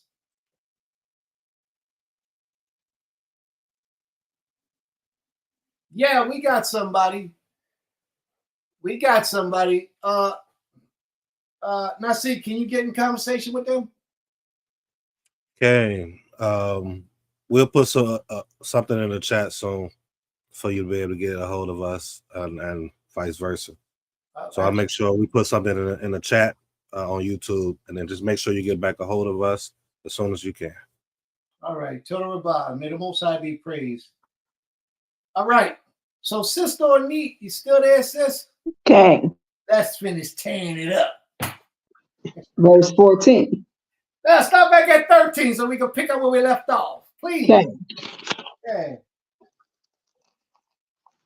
Reading from the book of Numbers, chapter 22, verse 13.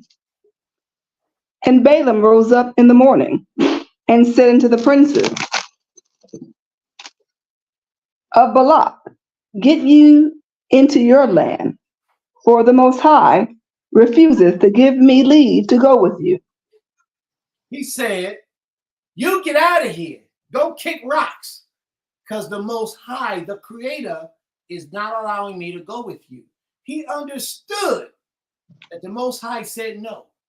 See, Elohim actually spoke with him. The author said it was Elohim that was speaking with him, but Elohim was speaking the words of the Creator. You follow me? Elohim was speaking the words of the Almighty. He understood the process in how the authority and rank and title works in the heavenly order. Most of us don't.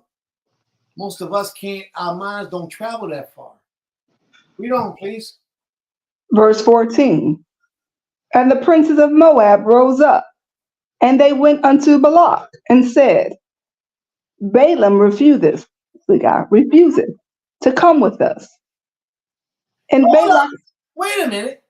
Balaam is refusing to answer the orders of a king? They ain't trying to hear that. Who do you think? What? Oh, man. Oh, he ain't going to come? All right, then. Let's try again. Do it this way. Bring a lot more, and I'm going to send more prominent men to go down there and talk to him. I want y'all to know something. It says the princes of Moab went, right? It says the princes of Moab went. But the word Nasi can also mean priest. So it could be saying the priests of Moab went. And even within the priesthood, they have rank and authority. And in the Nisakim, in the princehood, they have rank and authority as well. But it could be saying the priest. I would like to think that it's saying priest because it's dealing with a spiritual matter. The word Nasi also means priest. Like when you see when the scriptures where it says, and that Dawid named his sons Nasiks. All right. It could be both ways. All right. Let's read on. verse 15. And Balak sent yet again princes more. Let me make this straight first. Nasi says that the word present here is Sar. And Sar means captains and rulers. So it would be princes, Sar, or guards, or someone in that ranking of authority. Read on, please. Verse 15. And Balak sent yet again princes more, and more honorable than they. And they came to Balaam, Balaam's the guy, and said unto him, Thus saith Balak, the son of Zippor, let nothing, I pray thee, hinder thee from coming unto me. For I will promote thee unto a very great honor, and I will do whatever thou sayest unto me. Come, therefore, I pray thee, curse for me these people. And Balaam answered and said unto the servants of Balak, if Balak would give me his house full of silver and gold, I cannot go beyond the word of the Most High, my Creator. Woo, woo. Boy, I wish Israel, oh gosh, man. To do less or more. Hold up, sis. Hold up, sis. This is so powerful. Oh boy. Boy, I wish Israel felt like this about the Most High. He said, if all the riches in the world couldn't get me to go against the Creator. That's deep. And a lot of people do what they do because of wealth. Because even the possibility that they're going to get some wealth. They will lie on you, cheat on you, steal from you, all because they think they're going to get some wealth. Balaam said to him, he said, listen, I know you can promote me to great honor. I know you can give me a lot of wealth. But I cannot go beyond what the Creator of all creation has for me to say and do. He understood that. He's getting tempted. He's getting tested. Will you pass your test when it comes to you? Read on, please. I'm going to read verse 18 one more time. Verse 18, and Balaam answered and said unto the servants of Balak, if Balak would give me his house full of silver and gold, I cannot go beyond the word of the Most High, my Creator, to do less or more. Now therefore, I pray ye, tarry ye also here this night, that I may know what the Creator will say unto me more. And the Most High came unto Balaam at night, and said unto him, if the men come to call thee, rise up and go with them. But yet the word which I shall say unto thee, that shalt thou do. And Balaam rose up in the morning and saddled his ass, and went with the princes of Moab. And the Creator's anger was kindled because he went. Now we get ready to do some traveling again, y'all. Watch this. Read on. And the Creator's anger was kindled because he went.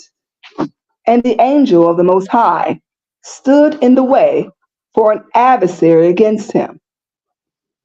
Now he was riding upon his ass, and his two servants were with him. Now stop for a second.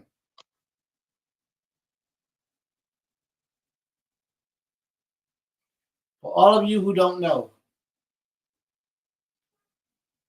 in this particular verse right here, it says, Ha-Satan was against him. Ha-Satan was against Balaam. Remember what I said to you all earlier, that demons and angels are the same? Demons and angels are the same. A lot of people don't understand on that level. Ha-Satan is a servant of the Creator. Let's look at it this way. Does anybody know what Ha-Satan was created to do? Trick people. Cause destruction. I mean, you're right.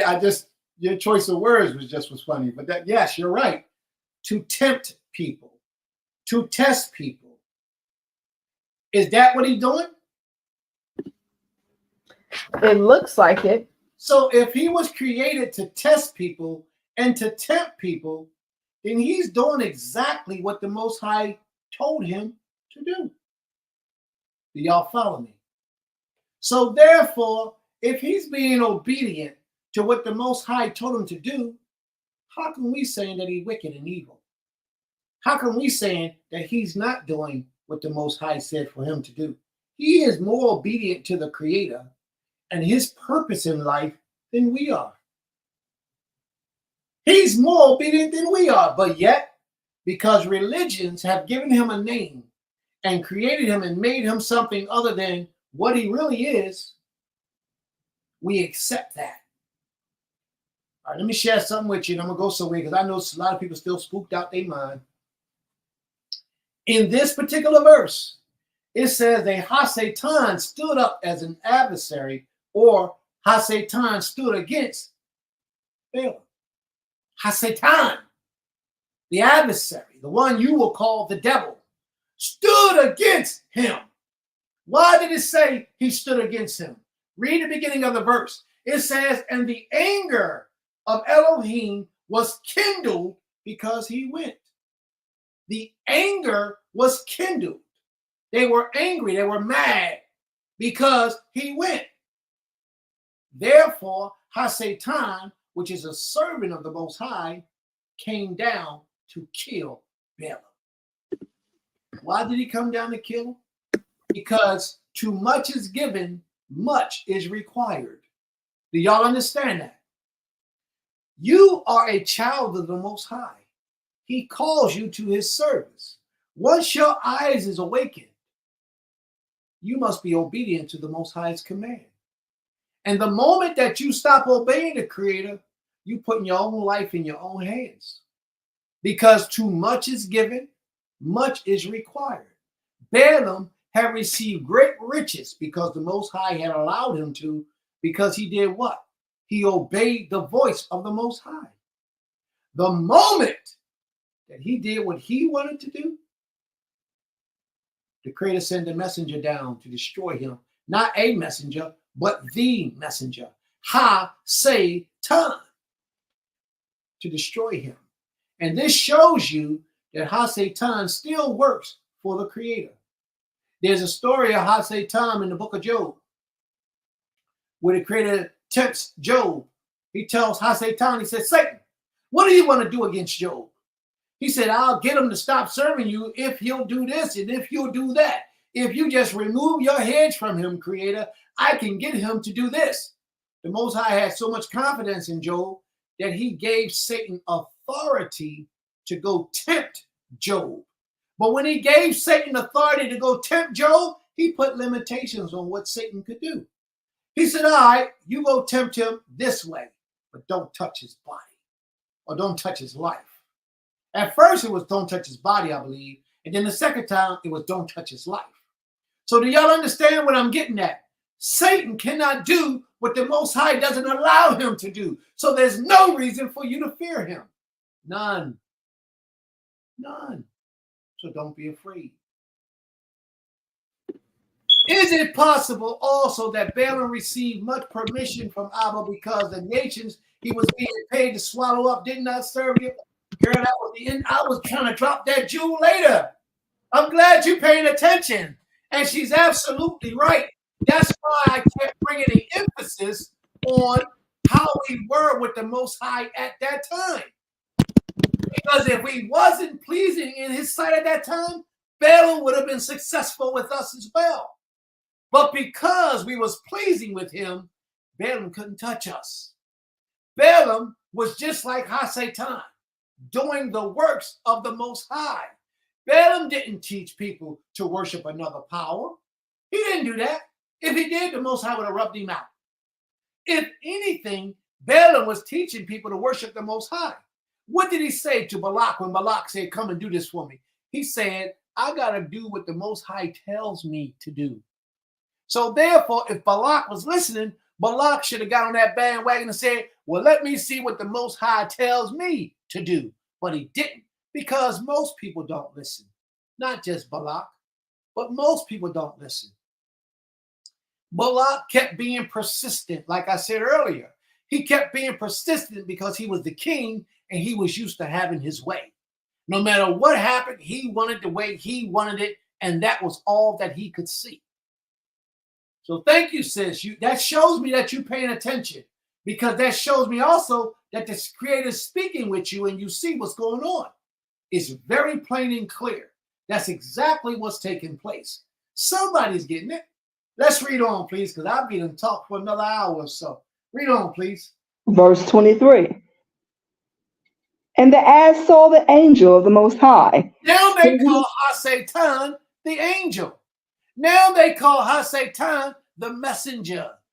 But when they introduced that messenger, they introduced him as Ha-Satan. Read on, please, because he works for the Creator. And the ass saw the angel of the Most High standing in the way, and a sword drawn in his hand. And the ass turned aside out of the way, and went into the field. And Balaam smote the ass. Wait a minute. Wait a minute. Balaam smacked his ass? I don't curse, but I can curse right now because it's funny. I just read the scripture. What now? Watch this, family. As I spoke to you earlier, Balaam was a high spiritual individual. Don't think that he wasn't. Balaam, the only way that you can achieve what Balaam achieved is if you're a highly spiritual individual. Highly spiritual individuals live in a realm that most people don't live in. And in that spiritual realm, you're accustomed to animals speaking. You're accustomed. Didn't the snake speak in the garden? You're accustomed to these type of things in a highly spiritual realm. Things are not like they are in this realm right here. It's different. So when the ass starts speaking, Balaam didn't act surprised. It didn't surprise him that the ass was talking. Know what he did? He talked right back to that ass. He talked right back. And he like, what? Like they was on the corner drinking a 40 or something. He said, what? No, man, you do what I tell you to do. You don't be hitting me up against no wall. He didn't say, oh, what are you doing talking? He didn't say that. He said, shut up, ass. Get over here. And smacked him upside the head. Watch. Read on. Let's see. And Balaam smote the ass that turned her into the way. But the angel of the Most High stood. What in the verse you on, sis? Verse 24. All right, I went too far. Go ahead. I'm sorry. Please forgive me. Verse 24. But the angel of the Most High stood in a path of the vineyard, a wall being on this side, and a wall on that side. And when the ass saw the angel of the Most High, Who did the angel belong to? the Most High, Thank you. Read on, please. she thrust herself unto the wall and crushed Balaam's foot against the wall, and he smote her again. All right, I gotta interrupt here for a minute. Sometimes as you go through life, you may have a teacher who's trying to teach you things, and you don't want to hear what that teacher got to teach you, so you run. You make up excuses so you don't have to hear what that teacher is saying, and you go on living life the way you're living life. That teacher might be saying, all that weave you got in your head, all that makeup you got on your face, and those pants you got on your body, get rid of it. You don't want to hear what that teacher got to say, so you run. That's just like Balaam smacking that ass. You start a rumor, you start a confusion, you start making up excuses, you start telling people things as to why you don't want to be a part of that teacher, not even realizing that that teacher is in the place of the ass right now, and that teacher is trying to save your life. Your teacher tell you not to be out past 10 o'clock as a Hebrew woman. 10 o'clock at night is too late for a sister to be on the street by herself. It shouldn't be happening. Well, you say, I'm grown, I can do what I want. And then you plump the statistics and you see how many women have been kidnapped, R-word, and molested, S.A., sexually assaulted after 10 o'clock at night out on the streets by themselves, in the clubs, partying, and doing whatever they was doing, picked up at the bus stops. And then you see how those people was destroyed or killed or taken, their lives was taken. Then you have a greater appreciation. You have a greater appreciation for that teacher, but you don't have access to that teacher no more because you blocked him. You put him out. and Facebook won't let you get back in. You understand? So family, what am I trying to say? I'm saying when you hear a word, don't be afraid. Relax. Let your teacher do what the Most High asks for him to do. And if it causes you to change your behavior and how you dress, how you approach people, how you speak, how you date. And in Hebrew, there was really no dating. But if you're going to date, how you date and who you date, listen to your teacher. Listen to your leadership. Understand me? Because it could save your life. Balaam didn't want to listen to the donkey who had more sense than he did right now. Remember, when the angel first appeared, the donkey saw it. Balaam couldn't see it. Balaam probably had all these things on his mind. How you gonna get all this money? How you gonna do all this, all that? He didn't want to listen. The donkey saw it, and because of his love for Balaam, he tried to fall down, move over. He didn't want Balaam to meet defeat. The angel was about to destroy Balaam and take his life. Well, a lot of times, y'all might understand this, but your spiritual leader has insight on things that you don't have insight on. And he's trying to teach you preventive measures of how to preserve your life. And you should take heed. You should take heed. Now, I'm not talking about a teacher or a spiritual leader that leads you against the Torah. I'm saying one who would say things that are in alignment with the Torah. He's saying these things for, even if you disagree, you should give them the benefit of the doubt. Or you should go find yourself another teacher that's going to say to you smooth things, like the children of Israel said that they wanted to hear. Smooth things. We shouldn't be looking for those smooth things. We should be looking for the truth. And if your spiritual leader directs you in a path that causes you to change from your behavior, from the clothes you wear, to the foods you eat, to the places you go, and how late you stay out, and who you're allowed to talk to, then you should listen. Because it's not done to control you, it's done to preserve you. And that's what a lot of us have to understand.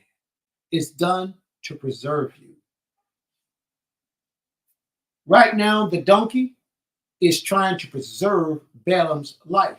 But Balaam didn't understand. Balaam didn't understand. Balaam thought the donkey was being disrespectful. And let's read on. Let's see what happens. Verse 26. Verse 26. And the angel of the Most High went further and stood in a narrow place where was no way to turn either to the right or to the left. And when the ass saw the angel of the Most High, she fell down under Balaam. I can't wait till you finish this verse. Go ahead. And Balaam's anger was kindled, and he smote the ass with a staff. Now, let's stop for a second. Y'all know where I'm getting ready to go? Y'all know where I'm getting ready to go? Maybe not. So I'm going to go there anyway. Let me read this verse, and then I'm going to break it down for you. And the angel of the Most High went further and stood in a narrow place where was no way to turn either to the right hand or to the left. And when the ass saw the angel of the Most High, she fell down. She collapsed. She just got smacked upside her head, but yet she did it again. I want to draw emphasis on this because you got a lot of males who believe that a woman can't tell you nothing. If this woman is your wife, then this woman is a part of you. And the Most High don't just speak to you through yourself. He speaks to you through you. If your woman is your wife, then she's a part of you. And sometimes the wife knows better than you. I'm not saying you got to follow your wife's lead. I'm not saying you're not the head of your house. What I am saying is that sometimes the Most High chooses the woman to speak to get a message to you because you was probably hard-headed or you wasn't listening. He probably came to you several times in the past, but you just got that thing about you Oh, no, I ain't going to do that. I'm going to do this. The Most High spoke to the wife. What happened with Manoah? You remember the story of Manoah? Anybody know the story of Manoah? Raise your hand. You know the story of Manoah. Nobody knows the story of Manoah? So let me tell you what the story. Go ahead, Nasika. What's the story of Manoah? Shalom, the story of Noah. The angel appeared before his wife and had given her instructions on what not to eat. I believe she was about to conceive. Now, don't that go against protocol? He ain't got no business talking to another man's wife. The man wasn't listening. And the Most High is not bound to the laws that we are bound by. So go ahead, finish telling the story, sis, please. So the angel of the Most High appeared to her and gave her instructions. She took the instructions to her ish, and I believe that it's not so much he didn't believe her right off, but he said that they would pray to see if they were told that if the angel would appear before both of them. The angel ended up appearing to her, and she was fearful. I don't know if I'm telling it too fast, but she was fearful that if they went against what the angel of the Most High had said, that they would both perish. And I can't remember exactly. Don't worry about it. I got you. You said enough. You remember all that, then you remember the story. That's good. And that's in the book of Judges. It's the story of Samson's birth. That was enough. But after that, what happened is the angel came back, and the man, Manoah, got to ask a whole lot of questions. After the angel was done, he went up in the fire and went up into the heavens and was consumed. He went back. So that's pretty much the nutball of the story. But the point is, don't ever think that your wife doesn't receive divine revelation from the Most High. She's your wife. If she's connected to you and you are a servant of the Most High, he can use her to speak through sometimes. He can use your children to speak through sometimes. And don't allow your ego to get in the way thinking, oh man, that's a woman. The Most High ain't going to speak to no one. Don't be a fool. Don't be a fool. Because there was a lot of prophetess in the scriptures as well. And the prophetess, even the king had to go to the prophetess. Josiah had to go to Higdaliah. What was her name? Was her name Higdaliah? What was her name? Something like that, right? Even he had to go through the prophetess. Huldah, I think. Huldah. He had to go to the prophetess to get the word of the Most High. All right? So don't get it twisted, family. A lot of times the Most High will speak to our women when she's married to a man, a righteous man, to get a word to the people. Now, Huldah, her husband was a prophet as well. So don't get it twisted, family. She was married. So let's move forward and let's get back to that verse. Did I finish explaining that? Yes, I did. Brothers, don't be afraid to utilize your women when it comes to spiritual affairs. Like the brother said earlier, Moreh Dawood, he said women are the ones that the scriptures were saying that we are to teach them how to weep for the Creator, pray for the Most High, pray to the Most High to get certain things to take place. Women, weeping women, they know how to pray. So we should utilize that. Now, I'm not saying that you don't pray, brothers. You're still in charge of your home. You're still the man of your house. And you still are responsible for everything under your protection that the Most High placed in your life. But utilize everything to your resources to get what you need to survive and to prosper in life. That means that sometimes your wife will know something that you don't know because the Most High shared it with her. So you have to remember that. Don't hate on what the Most High has blessed you with. Why do you think they call them helpmates? Because when you fall short, she's to help you to get back on track. Read on, please. Reading from the book of Numbers, chapter 22, verse 28. And the Most High opened the mouth of the ass, and she said unto Balaam, what have I done unto thee, that thou hast smitten me these 3 times? And Balaam. What verse is that, sis? 28? Came. And it says, the Most High opened the mouth of the ass. And she said to Balaam, why have you done this unto me, that thou hast smitten me these 3 times? She could have ran off.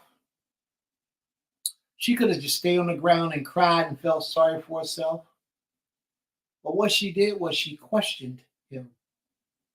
And she explained to him that I wasn't trying to do anything but save your life. I'm about to get deep for a second, deep in a negative sense. Some sisters are married to unrighteous men. They're trapped, they're stuck in that marriage. And that man beats them. And he beats them because of the spirit that resides within them of the Creator of doing right. And sometimes she'll try to tell him something that the Most High put on her heart to tell him, and she'll get beat down for that. She's just like that donkey trying to save somebody's life and get beat in the interim for doing so. Some people are just wicked. And sisters, if you're experiencing this in your life, I would ask that you will be patient with the Most High, because he's going to show you the way. He will remove you from those situations of being abused in that manner. Either he'll waken that man's mind up to see the evil that he's doing to you in your life. Either he'll take that life of that man, or just have that man give you a bill and take you away, or take that man away from you in life. Either way, the Most High will rescue you. You just have to remain loyal and obedient to the Creator. And pray for your husband. Pray for him. Because there is something on him that's a lot greater than what you understand. There's something on him that he needs your prayers. So pray for him. He doesn't understand the processes of life yet. He's still trapped out in the world. And the spirit that got a hold of him is not the spirit of righteousness and truth. So pray for him.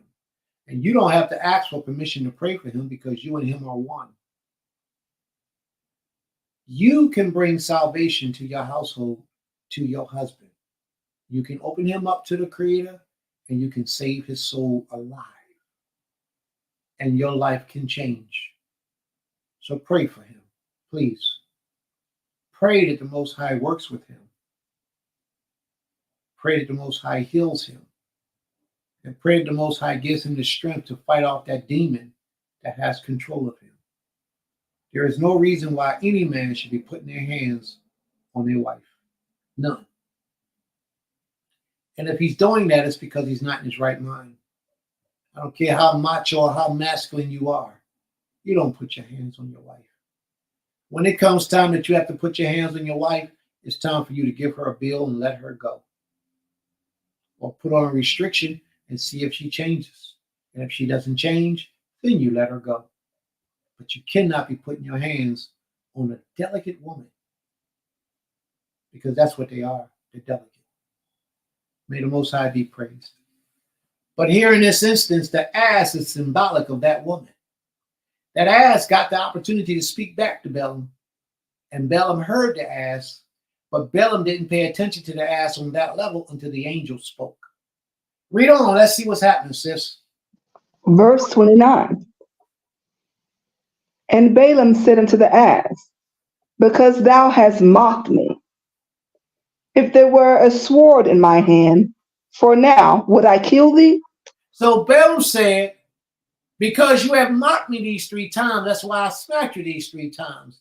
And if I had a sword, I would have killed you. And he would have been totally out of order. Just like a lot of males who beat up on these women. They're out of order. And they need to be corrected and dealt with. Balaam would have made a mistake and ended up losing his life because he reacted off of his emotions. His ego was standing in the way. You my ass, you belong to me. Get over, don't be dropping me up against the wall and dropping on the ground. Serve me properly. So he beat the ass. And all he had to do was speak to the ass in the first place and ask the ass, why is he doing what he's doing? And everything would have been fine. Read on, please. Verse 30. And the ass said unto Balaam, am not I thine ass, upon which thou hast ridden ever since I was thine unto this day? Was I ever accustomed to do so unto thee? That And never he came said, across, nay. that never came across Balaam's mind. Why is it that my ass is all of a sudden acting out of order today? Never came across his mind. My ass is not being normal today. And why am I saying this? Because sometimes people have things that they're going through temporarily that causes them to respond differently to a situation. My suggestion is that we give them the opportunity to correct themselves. Give them the opportunity to get that out of their system. And if they're truly people of the Most High, they will humbly come back and apologize for being disrespectful, for doing what they did, and correct their ways and never repeat it again. Now, if you got one that just keep doing it over and over and over, and then keep asking for forgiveness, let them go. Because they're playing on your sympathy. They're playing on your kindness and your emotions. Never allow anyone to use you. The moment you feel that you're being unappreciated and you're being used, let them go. Because that's what it is. This particular ass told Balaam, I've never done this to you before, ever. Why would I do it today without you questioning why I'm doing this? Obviously, there has to be a reason why I'm doing this. He didn't bite him. He didn't kick him.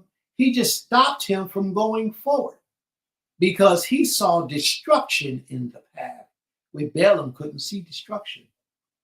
So Balaam was dumber than his ass. And you know they say asses are dumb. They say they're dumb. In this case, this ass was intelligent enough to save Balaam's life. Read on, sis. Verse 31. Then the Most High opened the eyes of Balaam, and he saw the angel of the Creator standing in the way, and his sword drawn in his hand. And he bowed down his head and fell flat on his face. Now, what happened? Somebody tell me what just happened. Put it in your own words, please. He was able to see why his ass was veering out the way. He seen the adversary or the angel of the Creator in the path that was sent to kill him. You know what happened? And you're absolutely right, sis. But you know what happened? Balaam realized he was wrong for striking his ass. He didn't realize it when the ass told him, yo, man, I never did this before. He didn't realize it. He didn't accept it until the Most High intervened and opened his eyes. And when the Most High opened his eyes, when the Creator opened his eyes, he humbled himself.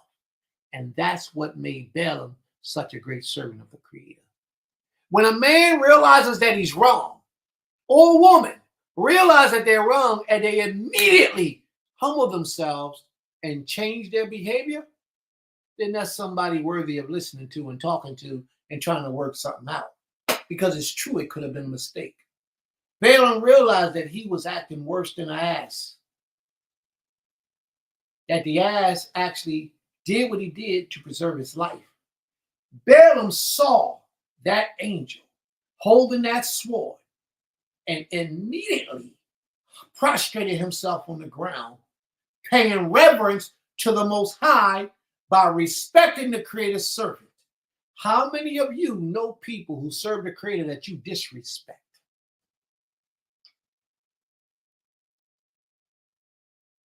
Balaam didn't do that. Balaam saw that angel. He knew that angel wasn't the Most High, but he prostrated himself on the ground. You know why? Because he knew that that angel represented the Creator. Oh, what a glorious day it is today. You're learning so much today. I hope you begin to implement the things that you're learning today in your life because it's important. A lot of us is too proud to do such a thing. We have too much arrogance in us to do such a thing. A lot of us are too proud to even apologize for the things that we do wrong, that we know we do wrong, let alone to show respect to the leadership of the Most High. Let's read on, please. Let's cover that. Verse 32. And the angel of the Most High said unto him, Wherefore hast thou smitten thine ass these 3 times? Behold, I went out to withstand thee, because thy way is perverse before me. And the ass saw me, and turned from me these 3 times. Unless she had turned from me, surely now also I had slain thee, and saved her alive. So that ass wasn't about to die no matter what happened, but Balaam was. So that ass didn't want Balaam to die. But Balaam didn't understand that. Read on, please. Verse 34. And Balaam said unto the angel of the Creator, I have sinned. Somebody stop me for a moment, please. What sin did Balaam do? What was Balaam's sin?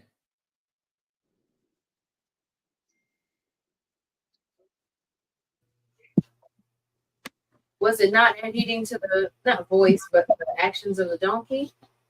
You're close. That was a portion. The way he responded with the donkey was he was out of order. It was disrespectful. So that's close. What was the sin that Balaam did? Anybody know? Anybody else? Is it because he left out? It's because he left in general and went out? And that was his sin. He violated the laws of the Most High. The Most High said, if they come and get you, then you go. They didn't come and get him. He went to them. Oh, thank you so much for clearing that up. It wasn't time for me to clear it up. You had to be patient. I heard it. He went to them. But you got to watch, family. Watch. At the end of this verse, he explains it and he corrects himself. Watch what he says. Read on, please. Verse 34. And Balaam said unto the angel of the Creator, I have sinned, for I knew not that thou stoodest in the way against me. Now therefore, if it displease thee, I will return again. Return where? He gonna get his butt back. Because he wasn't supposed to go. And he knew that he disobeyed the order and procedures that the Most High had set in place. He had disrespected the Creator. And he went on anyway. Because he wanted to go. He desired to go. He wanted what it would bring him. How many times, family, did something you want in life that you knew was against the laws of the Creator, but you did it anyway? That's that presumptuous sin. You did it anyway. Wasn't that your class last week, Nasik? The presumptuous sin? Balaam, his greed got in the way. That the Creator told him he can go, but he told him a certain way to go. And he didn't even wait. He didn't even wait. He jumped around his ass and went to them people and left. Am I right? Dang. Am I right? Dang. That's what we do when we give into our desires. We do things our way as opposed to the way that the Most High instructs us to do. Read on, please. Verse 35. And the angel of the Most High said unto Balaam, Go with the men, but only the word that I shall speak unto thee, that thou shalt speak. So Balaam went with the princes of Balak.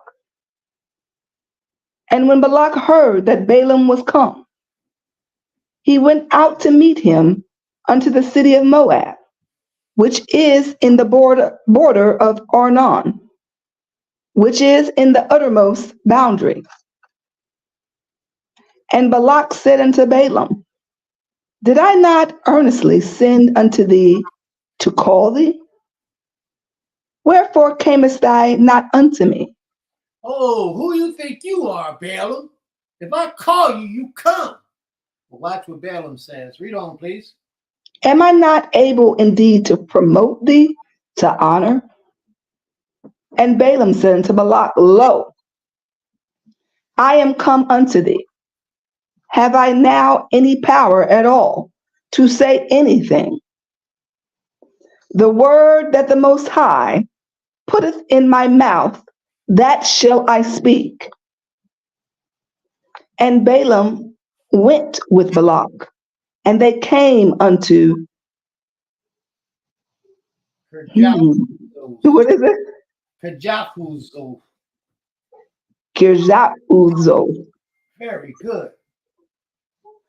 And Balak offered oxen and sheep, and sent to Balaam.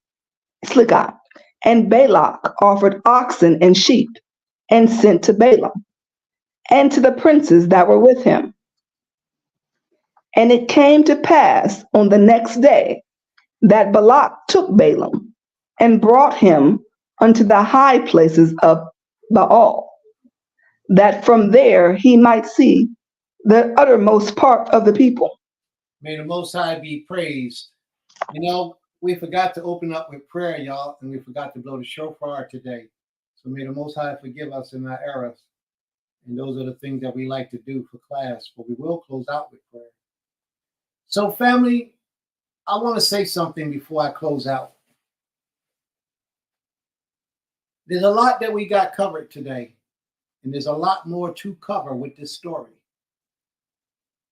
But I really want to thank those of you who stayed for the duration of this class, because we way past the Shabbat ending hours. Shabbat has been over maybe 2 hours for some of us, and you're still here. So that shows something special about you that sets you apart from a lot of other people in Israel. Because a lot of people bailed, a lot of people go, a lot of people run. As soon as the sun go down, they go down. They go out, they do what they want to do back in the world. But a lot of you, most of you have stayed. Out of all the people that was here, most of you have stayed. So that shows that you're a different type of person. So I thank the Most High for that. We got a lot of work to do, family. We got a lot of work to do, but we cannot do it alone. So at this time, we want to answer any questions. Do anyone have any questions that they need addressed? Was there anything that we missed that we needed to have addressed? Any questions, any comments, or any concerns?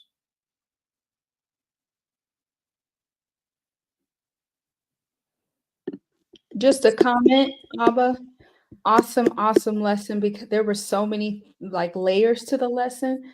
I have actually never heard this story before, and I think this is the first time I've ever seen an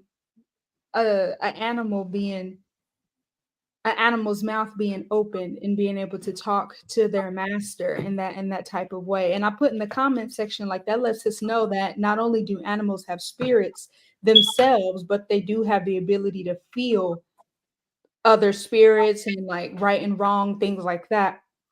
So I thought that was really awesome to see, because I have never seen that before in scriptures. So that was really cool.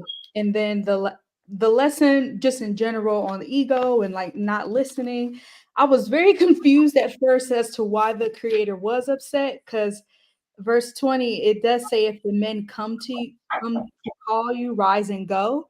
But I didn't realize that the men didn't call him. Like you said, like he just went up and went with them. They didn't actually ask him to go. So that lets you know of Balaam. What's his Balaam's where his desires was at. He actually did want to go and try to curse these people and kind of curse us and then go the other way around, right? So he actually did have that desire, but he had to be put in his place. So yeah, great. Great analogy. May the Most High be praised. Toda Rabbah. Toda Rabbah.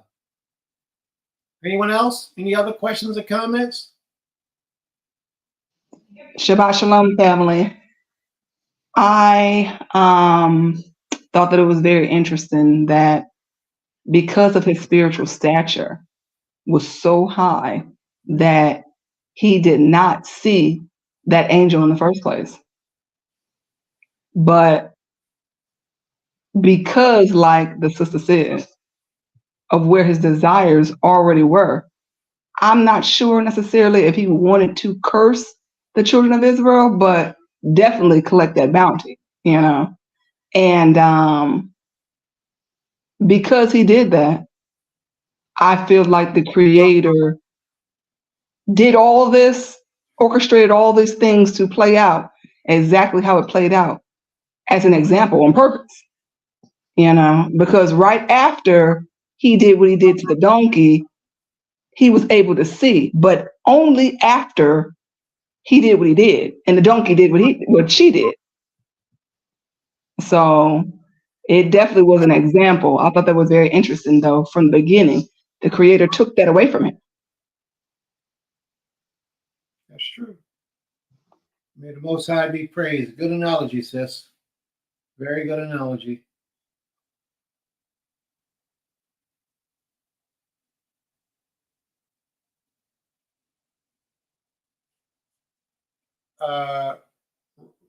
Now, Seek, are you present? He'll be back in just a second. Okay, then I'll take care of it. Very good analogy, sis. May the Most High be praised. All right, this is Zechariah says, this brought these passages to a whole new light. This was excellent, and I am truly grateful for a deeper understanding. Most High's word is truly living. Absolutely, sis. You're absolutely right.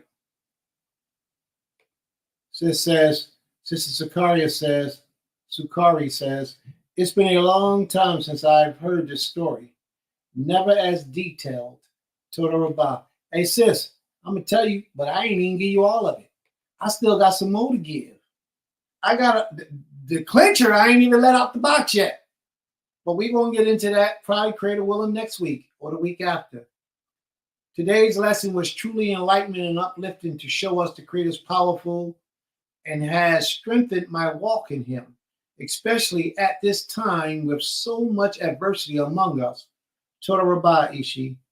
Well, thank you, Ishi. Toda Rabbah. May the Most High be praised. All right. All right, family.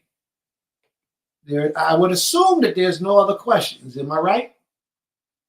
Everybody got a thorough understanding of where we were traveling to today, correct? All right. Indeed. Okay. May the Most High be praised. So, family, what I want to say is stop being afraid of the dark, because ain't nothing in the dark that's going to hurt you. As long as you got your spirit right with the Most High, nothing in the dark is going to hurt you. Nothing. Now, I ain't telling you to walk outside in the midst of wild animals in the dark and act like ain't nothing going to get you, because something just might get you. One of them wild boars or one of them crazy dogs might creep up on you. So I ain't saying that. What I'm saying is don't be afraid of the dark, because a lot of us are afraid of the dark. So when you go out in the dark, you do carry yourself a machete and a weapon to protect yourself and say in case something happens, but that don't mean that you're afraid. There are a lot of people who will not go out in the dark for no reason. They don't even turn the lights off in their house. They got to keep dimmers around in their house so that there's some light in their homes. And what I'm expressing to you, family, is that the Most High is in charge of all things. Everything is under His control. So as long as you're in a proper alignment with Him, it don't mean that bad things won't happen to you, but it means that He'll protect you along the way of those bad things, but you don't give up. You don't stop fighting. You keep fighting for what you understand to be righteousness, truth, justice, and peace. Always. Never let nobody use you. Don't let nobody abuse you. But you don't give up the fight. May the Most High be praised. Can we get a volunteer to close us out with a prayer, family? King, you got the floor. Let me get the shofar. Give me a second. I'm sitting.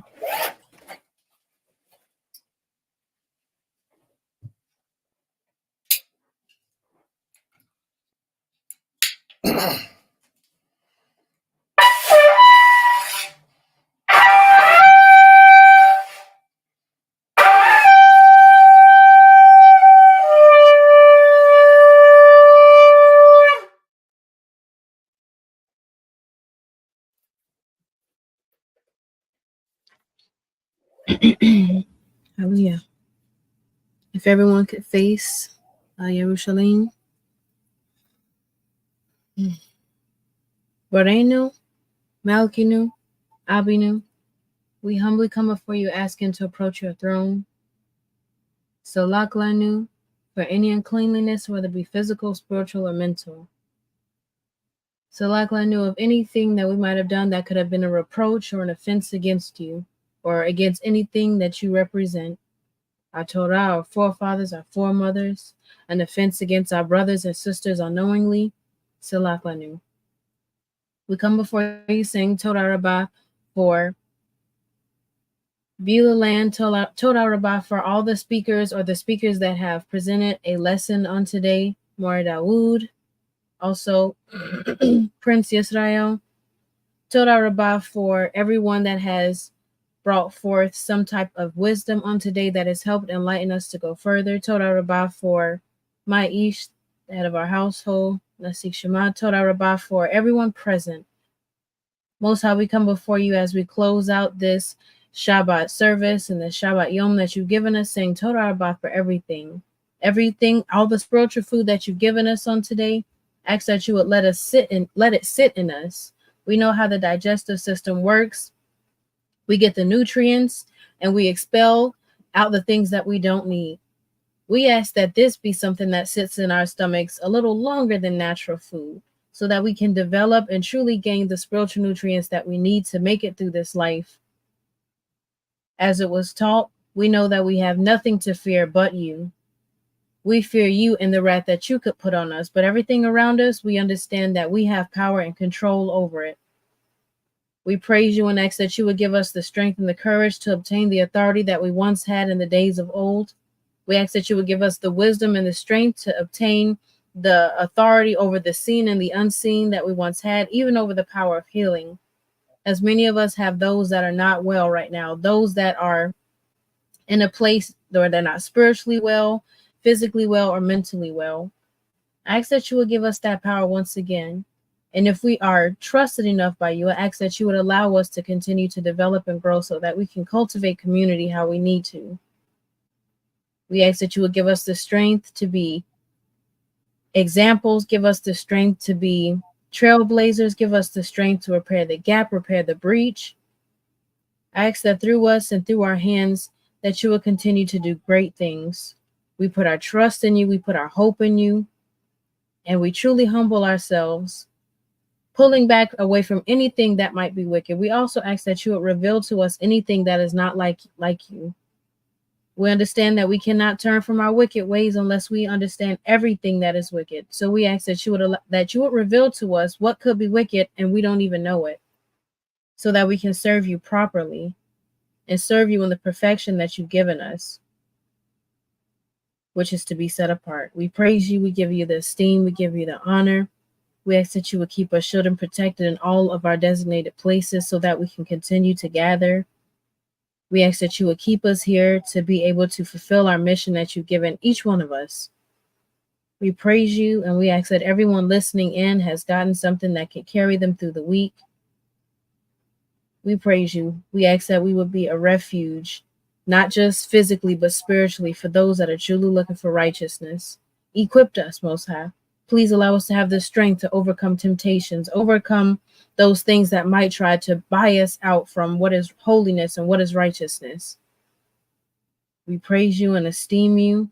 Tamid wa tamid. Haluat Achoa Kaniski. Hallelujah. May the Most High be praised.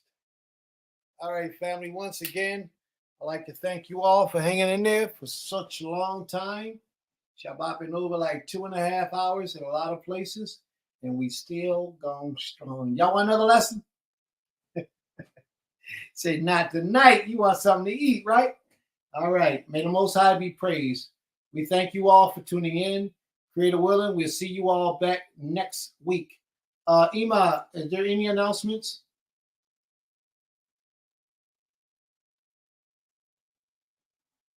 Okay, she might not be present. All right. May the Most High be praised. Shabbat shalom, everyone. Shabbat shalom. May the Most High be. Shalom, shalom. Shalom, shalom. Shabbat